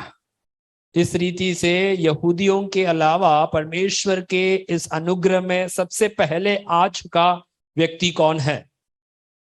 കൊർന്നല്യോസാ. कुरनेलियुस था। പ്രവർത്തികൾ 10-ാം അധ്യായം. प्रेरितों के काम 10 अध्याय। അപ്പൊ കൊർന്നല്യോസിന്റെ സഭാപ്രവേശനത്തോടു കൂടെ ഈ ജാതികൾ ദൈവകൃപയിലേക്ക് വാഗ്ദത്തത്തിൽ കൂട്ടവകാശികളായി ഏക ശരീരസ്ഥരായി തീരാൻ തുടങ്ങി. और कुरनेलियुस की कलीसिया में प्रवेश करने के बाद जो अन्य जाति लोग थे, जो परमेश्वर के आमीन मिरास में साझी होने के लिए, एक देह होने के लिए और प्रतिज्ञा के भागी बनने के लिए शुरू हुए। അത് വളരെ പ്രധാനപ്പെട്ടതാണ്. അപ്പോസ്തല പ്രവൃത്തി 8, 9, 10 അധ്യായങ്ങൾ. और ये बड़े प्रधानता दिखाता है। प्रेरितों के काम 8 अध्याय, 9 अध्याय और 10 अध्याय में हम देखते हैं। 8-ാം അധ്യായത്തിൽ വിലക്കപ്പെട്ടിരുന്ന ഷണ്ണൻ സുവിശേഷത്താൽ ദൈവസഭയിൽ പ്രവേശിക്കുന്നു. 8वें अध्याय में रोके हुए एक खोजी जो खोजा जो था वो कलीसिया में प्रवेश किया। 9-ാം അധ്യായത്തിൽ പരീശപ്രമാണിയായിരുന്ന ശൗൽ സുവിശേഷത്താൽ കർത്താവിന്റെ സന്നിധിയിലേക്ക് പ്രവേശിക്കുന്നു. 9वें अध्याय में फरीसी के रूप में जो शौल, जो पौलोस कहा जाता है, वो कलीसिया में प्रवेश किया। 10-ാമത്തെ അധ്യായത്തിൽ യഹൂദന്മാർ നരകത്തിലെ വിറകുകൊള്ളുകളെന്ന് വിളിച്ചാക്ഷേപിച്ചിരുന്ന ജാതികളിൽ നിന്നുമുള്ള കൊർന്നല്യോസ് സുവിശേഷത്താൽ ക്രിസ്തുയേശുവിലൂടെ ദൈവത്തിൽ കൂട്ടവകാശം പ്രാപിക്കുന്നു. 10वां अध्याय में यहूदी लोग नरक के जो लकड़ी के रूप में माना जाने वाले जो अन्य जाति थे, उनमें से कुरनेलियुस को कलीसिया में प्रभु ने जोड़कर शामिल किया। സുവിശേഷത്താൽ ക്രിസ്തുയേശുവിലുള്ള സാധ്യത, सुसमाचार के द्वारा प्रभु यीशु में हमारी जो उपलब्धियां हैं, ലോകത്തിലുള്ള സകലർക്കും സുവിശേഷത്തിന്റെയും യേശുക്രിസ്തുവിന്റെയും ആവശ്യകത, और दुनिया में अनेक लोगों को सुसमाचार और यीशु मसीह की आवश्यकता, ഇത് രണ്ടുമാണ് ഈ 3 അധ്യായങ്ങളിൽ. और ये दोनों बातें ये 3 अध्यायों में हम पाते हैं। അങ്ങനെ ജാതീയനായ കൊർന്നല്യോസ് സുവിശേഷത്താൽ യേശുക്രിസ്തുവിൽ അവകാശം പ്രാപിച്ചത് തുടങ്ങി ഇങ്ങോട്ട് അനേകം ജാതികൾ, യഹൂദന്മാരല്ലാത്തവർ സുവിശേഷത്താൽ കർത്താവിങ്കിലേക്ക് അടുത്ത് വന്നുകൊണ്ടിരിക്കുന്നു. और ऐसे हमने देखता है कि कुरनेलियुस जो अन्य जातियों में थे, परंतु परमेश्वर के सुसमाचार के पाने के बाद कलीसिया में जोड़ा गया, और ऐसे हम आगे की ओर में हमें अन्य लोग भी कलीसिया में जुड़ते हुए देखते हैं। നമ്മളും ആ കൂട്ടത്തിലുള്ളവരാ. हम भी उसी में से एक भागी हैं। നമ്മൾ ആരെങ്കിലും ഉണ്ടോ യഹൂദൻ? हमें से कोई यहूदी है? ഉണ്ടായിരുന്നെങ്കിൽ ഇവിടെ ഇരിക്കത്തില്ലായിരുന്നു. होता तो हम यहाँ बैठते नहीं। ഫ്രീ ആയിട്ട് ചാർട്ടേഡ് ഫ്ലൈറ്റിൽ ഇസ്രായേൽ കൊണ്ടുപോയാനായിരുന്നു. फ्री मुफ्त रीति से हमें विशेष जहाज में इजराइल ले जाया गया होता। ഇപ്പോഴും ആർക്കെങ്കിലും തോന്നുന്നുണ്ട് ഞാൻ യഹൂദനാണ് എങ്കിൽ ഒരു ഇമെയിലോ ഒരു വാട്സാപ്പോ വല്ലതും ഇസ്രായേൽ പ്രധാനമന്ത്രിക്കെന്നോ അല്ലെങ്കിൽ ഇവിടെ ഇന്ത്യയിലുള്ള ഇസ്രായേൽ എംബസികൾ എവിടെയെങ്കിലും ഒന്ന് അറിയിച്ചാൽ മതി. ബാക്കി DNA ടെസ്റ്റ് ഒക്കെ ചിലപ്പോൾ നടത്തിയെന്നിരിക്കും. തെളിയിക്കണം യഹൂദനാണെന്ന്. ഇനി ഇന്ത്യയിൽ നിൽക്കുകയൊന്നും വേണ്ട, അങ്ങ് പോകാം. और यदि आप में से ऐसे कोई ऐसे सोच रखे हैं कि हम यहूदी हैं, तो आप या फिर एक ईमेल या किसी प्रकार का एक रीति से आप इजराइल के अधिकारियों से संबंध करें और संपर्क करें, और आपका इजराइल जाना निश्चित रहेगा। ഇസ്രായേൽ ഗവൺമെന്റ് തന്നെ എല്ലാ കാര്യം ക്രമീകരിച്ചോളൂ. इजराइल की सरकार ही आपके लिए सारी व्यवस्था करेंगे। അപ്പൊ നമ്മളെല്ലാവരും ആരാ? ജാതികൾ. हम सब कौन हैं? अन्य जाति। അപ്പൊ കൊർന്നല്യോസ് തുടങ്ങി ഇങ്ങോട്ട് നാം ഉൾപ്പെടെയുള്ള ജാതികൾ സഭയിലേക്ക് കയറിക്കൊണ്ടിരിക്കുക. और कुरनेलियुस से लेकर हम शामिल होने वाले अन्य जाति लोग कलीसिया में प्रवेश करने लगे। ദൈവം ആഗ്രഹിക്കുന്നു ആരും നശിച്ചു പോകരുത്. प्रभु चाहता है कि कोई भी नाश ना हो। എല്ലാവരും രക്ഷിക്കപ്പെടണം, നിത്യജീവൻ പ്രാപിക്കണം. सभी लोग उद्धार पाए और अनंत जीवन को पाए. പക്ഷെ ദൈവത്തിന്റെ സർവജ്ഞാനത്തിൽ അവൻ അറിയാം എല്ലാവരും ഇത് ചെയ്യത്തില്ലെന്ന്. और प्रभु का सर्वज्ञानी होने के कारण वो जानता है कि हर कोई ये नहीं करेंगे. എന്നാൽ ദൈവത്തിന്റെ പൂർവജ്ഞാനത്താൽ ഒരു കാര്യം അറിയാം, എത്ര പേർ ഇതിലേക്ക് കയറിക്കൂടുമെന്ന്. और प्रभु अपने सर्वज्ञानी होने के कारण ये बात को जानता है कि कितने लोग इस जहाज में प्रवेश करेंगे. അതിൽ ഇനിയും എത്ര പേർ ബാക്കിയുണ്ടെന്നും നമുക്കറിയില്ല, കർത്താവിനറിയാം. और उनमें से और कितने लोग बाकी हैं हम नहीं जानते, परंतु प्रभु यीशु जानता है. പുനലൂരുകാർക്കും കുമ്പനാട്ടുകാർക്കും മുളക്കടക്കാർക്കും ഒന്നും അറിയത്തില്ല ഇനി എത്ര പേര് ബാക്കിയുണ്ടെന്ന്. केरल के पुनलूर के लोग, मुलकड़ा के लोग या कुंभनाड़ के लोग, इनमें से कोई नहीं जानते और कितने लोग बाकी हैं. ആർക്ക് മാത്രമേ അറിയാവൂ? കർത്താവിന് മാത്രമേ ഉള്ളൂ. कौन केवल जानता है? वो यीशु मसीह ही जानता है. സ്തോത്രം. അപ്പോൾ ജാതികളുടെ പൂർണ്ണ സംഖ്യ എന്ന് പറയുന്നത് ജാതികളിൽ നിന്നും സുവിശേഷത്താൽ ക്രിസ്തുവിൽ വിശ്വസിച്ച് രക്ഷിക്കപ്പെടുന്നവരുടെ സംഖ്യയാണ്. और जातियों का प्रवेश करने का कारण या अर्थ यह है कि जातियों में से जो यीशु मसीह पर विश्वास कर कर कलीसिया में प्रवेश करने वाले लोग, അത് എത്ര പേരാണെന്ന് കർത്താവിന് കൃത്യമായിട്ട് അറിയാം. और उसमें से कितने लोग हैं वो यीशु मसीह बड़े सटीक रीति से जानते हैं. ഇനിയും എത്ര പേർ ബാക്കിയുണ്ടെന്നും കർത്താവിന് അറിയാം. और उनमें से और कितने रह गए हैं वो भी यीशु जानता है. അതിലേറ്റവും ഒടുവിലത്തെ ആളും കൂടെ മാനസാന്തരപ്പെട്ട് കർത്താവിന്റെ കൃപയിലേക്ക് വന്നു കഴിഞ്ഞാൽ പിന്നെ കർത്താവ് കാത്തിരിക്കില്ല. സ്തോത്രം.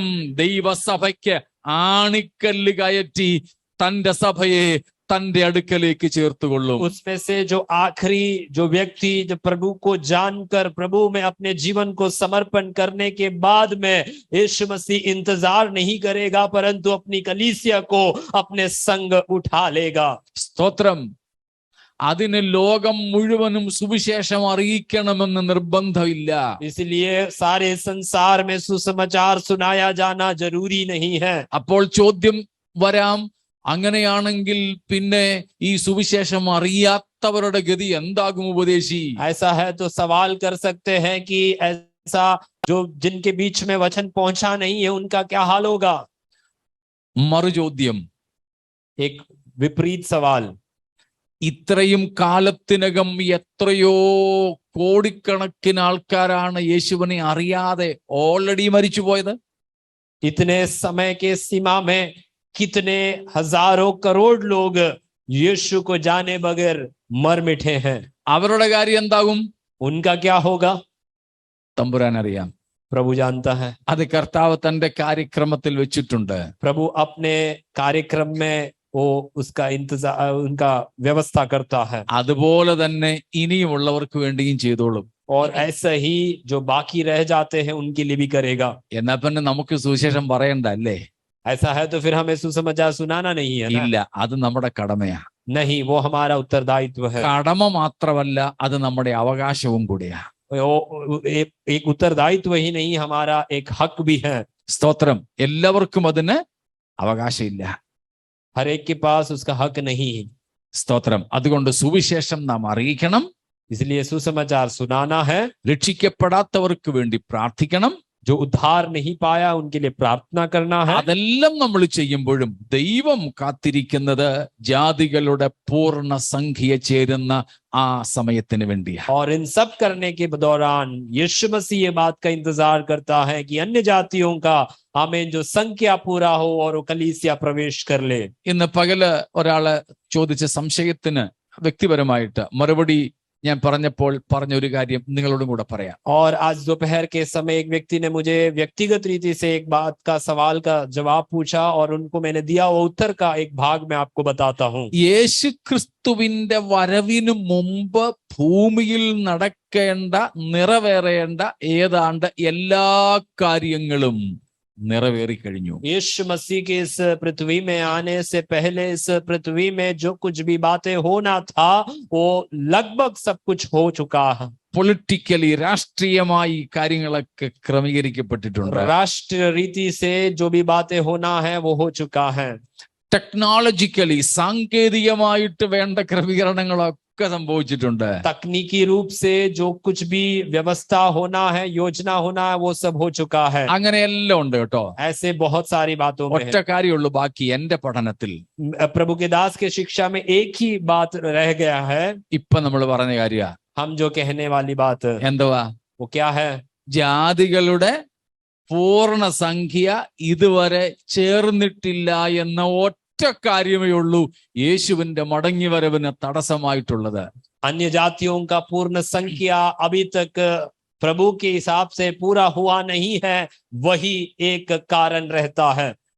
അഥവാ നമ്മൾ ഈ ക്ലാസ് നടത്തിക്കൊണ്ടിരിക്കുമ്പോൾ ആശീർവാദം പറയുന്നതിന് മുമ്പ് അതിലെ അവസാന വ്യക്തിയും കൂടെ അകത്തേക്ക് വന്നു കഴിഞ്ഞാൽ പെട്ടകത്തിന്റെ കിളിവാതിൽ ദൈവം തന്നെ അടച്ചതുപോലെ കർത്താവ് തന്നെ ഇതിന്റെയും കിളിവാതിൽ അടച്ചിട്ട് തന്റെ വിശുദ്ധന്മാരെ നൊടിയുടയ്ക്കുള്ളിൽ തന്റെ സന്നിധിയിൽ ചേർത്തുകൊള്ളും കേട്ടോ.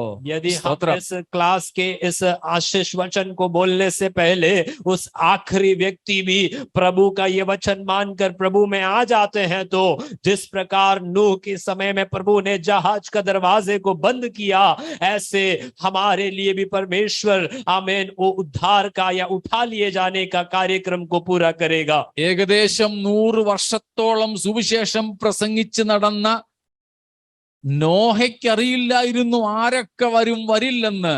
അറിഞ്ഞ കർത്താവ് അവസാനത്തെ പ്രാണിയും കൂടെ അകത്ത് കയറിയപ്പോൾ കിളിവാതിൽ അടച്ചതുപോലെ कर्ताव इविडेയും ചെയ്യും. और नूह लगभग 100 साल तक प्रचार करने के बावजूद ये नहीं जानता था कितने लोग जहाज में प्रवेश करेंगे, लेकिन प्रभु परमेश्वर ने उस आखिरी प्राणी के प्रवेश करने के बाद जिस प्रकार उस जहाज के दरवाजे को बंद किया, ऐसे अभी के समय में भी करेगा. അതുകൊണ്ട് പ്രിയപ്പെട്ടവരെ, ഇനിയും സുവിശേഷം അറിയാനുള്ള ജാതികളെയൊക്കെ നോക്കി ഉടനെയൊന്നും കർത്താവ് വരില്ലെന്ന് ആരും കരുതി അലസരായിരിക്കരുത്. ഈ അവസാനത്തെ ആളും കൂടെ അകത്ത് എപ്പോൾ വേണമെങ്കിലും കയറാം. അപ്പോൾ നമ്മുടെ കർത്താവ് സഭയെ ചേർത്തുകൊള്ളും. और इसलिए मेरे प्रिय लोगों, हम ये सोचकर हम आलस में ना रहे कि बहुत सारे लोगों को सुसमाचार सुनाना बाकी है और इसलिए प्रभु अभी आमीन जल्द नहीं आएगा, लेकिन परमेश्वर के लोगों, जो आखिरी व्यक्ति आमीन किस भी क्षण जब प्रभु में आ जाता है, प्रभु अपने आगमन को पूरा करेगा. സ്തോത്രം. ഇത്രയും മനസ്സിലായോ? इतना समझ आया? Praise God. സ്തോത്രം. അവസാനത്തേത് സ്തോത്രം, പൊതുവെയുള്ളൊരു ധാരണയാണ് ഒരു ഭയങ്കര ഉണർവിന് ശേഷമേ കർത്താവ് വരൂ. और आखिरी का एक विषय है, हम सब ये बात में सहमत होते हैं कि एक बड़ी बेदारी के बाद प्रभु वापस आएगा. അതുകൊണ്ട് നമ്മൾ പ്രാർത്ഥിക്കാറുണ്ട്, കർത്താവേ ഒരു അന്ത്യകാല അഭിഷേകവും ഒരു അന്ത്യകാല ഉണർവും അയക്കണമേ. और इसलिए हम प्रार्थना करते हैं, प्रभु एक अंतिम समय का एक अभिषेक और अंतिम समय का एक बेदारी को भेज. കർത്താവ് ഉണർവ് അയക്കുന്നതിന് ഞാൻ എതിരല്ല കേട്ടോ. प्रभु बेदारी भेजने में मैं विरोध नहीं करूंगा. ഞാനും ആഗ്രഹിക്കുന്നു. प्रभु के लोग भी उसकी प्रतीक्षा और इंतजार करते हैं. പക്ഷെ തിരുവെഴുത്ത് പറയുന്നത് കർത്താവിന്റെ വരവിന് മുമ്പ് വിശ്വാസത്യാഗം സംഭവിക്കുമെന്നാണ്. परंतु परमेश्वर का वचन कहता है, प्रभु यीशु के आगमन के पहले लोग अपने विश्वास को छोड़ देंगे. ലൂക്കോസ് 18 കർത്താവ് തന്നെ പറഞ്ഞു, മനുഷ്യപുത്രൻ വരുമ്പോൾ വിശ്വാസം കണ്ടെത്തുമോ ആർക്കറിയാം. और लूका का सुसमाचार उसके 18वें आयत में ही प्रभु यीशु कहता है, मनुष्य का पुत्र जब आएगा तब लोगों के अंदर विश्वास पाएंगे या नहीं. 2 തെസ്സലോനിക്കർ 2-ാം അധ്യായത്തിൽ അന്ത്യകാലത്തെ കുറിച്ച് പൗലോസ് പറയുമ്പോൾ പറയുന്നു, ആദ്യമേ വിശ്വാസ ത്യാഗം സംഭവിക്കുകയും പിന്നെ നാശയോഗ്യനും മൂർത്തിയുമായവൻ വെളിപ്പെടുകയും വേണം. और दूसरा थिस्सलुनीकियों की पत्री उसके दूसरे अध्याय में 2 बातों को बताता है कि परमेश्वर का लोग अपने विश्वास को छोड़ देंगे और उसके बाद अंत में जो विरुद्ध मसीह है उसका प्रकट होना है. ഇന്ന് സഭയ്ക്കകത്ത് വിശ്വാസത്യാഗം നമുക്ക് കാണാൻ സാധിക്കുന്നില്ലേ? क्या हमारी कलीसियाओं के अंदर विश्वास का त्याग हम नहीं देख रहे? പാസ്റ്റർമാരായിരുന്ന പലരും പിന്മാറിപ്പോകുന്നു.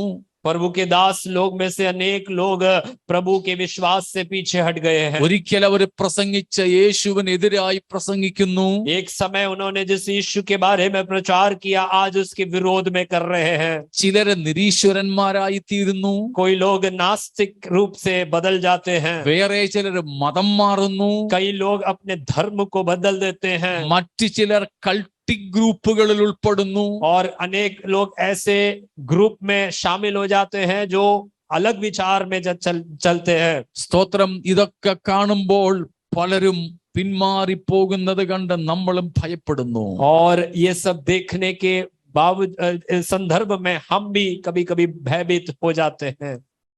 ഒരു പഴയ പാട്ട് ഞാൻ ഈ കഴിഞ്ഞ ദിവസങ്ങളിലൊക്കെ ദൈവാത്മാവിനോട് ഇടപെട്ട് ഞാൻ ശുശ്രൂഷ സഭയിൽ പല പ്രാവശ്യം പറയുകയുണ്ടായ ഒരു പാട്ടുണ്ട്. एक पुराना गीत पवित्र आत्मा इन दिनों में मेरे से स्पष्ट रीति से बोलता गया और मेरे कलीसियाओं में मैं उसको पिछले समय में गाए.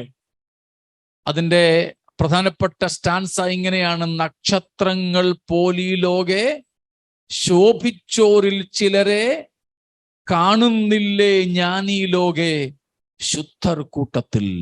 और उसमें से एक शब्द इस प्रकार है कि तारों की तरह चमके हुए अनेक लोग आज इस दुनिया में दिखाई नहीं देते.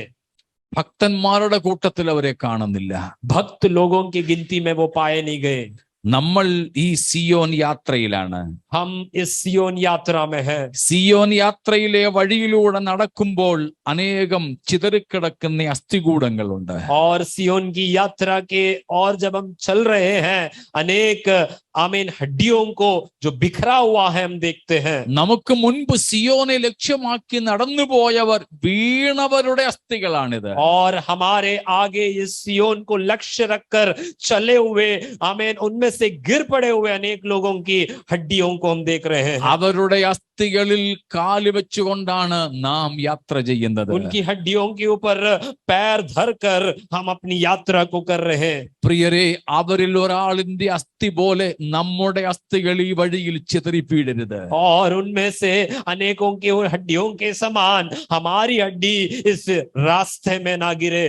പകരം നമുക്ക് മുൻപേ ഓടി തീരമണഞ്ഞ വിശുദ്ധന്മാരുടെ ഒപ്പം നമുക്ക് എത്തിച്ചേരണം. परंतु हमारे आगे दौड़कर इस यात्रा को पूरा किया हुआ उन पवित्र लोगों के संग हम भी दौड़ को पूरा करें. ഹാബേൽ തുടങ്ങിയുള്ള അനേകം വിശുദ്ധന്മാർ അവിടെ എത്തിയിട്ടുണ്ട്. हाबिल से लेकर अनेक पवित्र लोग उस सम्मुख में पहुंच चुके हैं. ചിലർക്ക് രക്തം ചീന്തേണ്ടി വന്നു. कई लोगों को अपने लहू बहाना पड़ा. ചിലർക്ക് രണ്ട് കാലും കൂടെ വലിച്ചു കീറി രണ്ട് കഷണങ്ങളാകേണ്ടി വന്നു. कई लोगों को अपने दोनों पैरों को यहाँ वहां तितर बितर होने पड़े.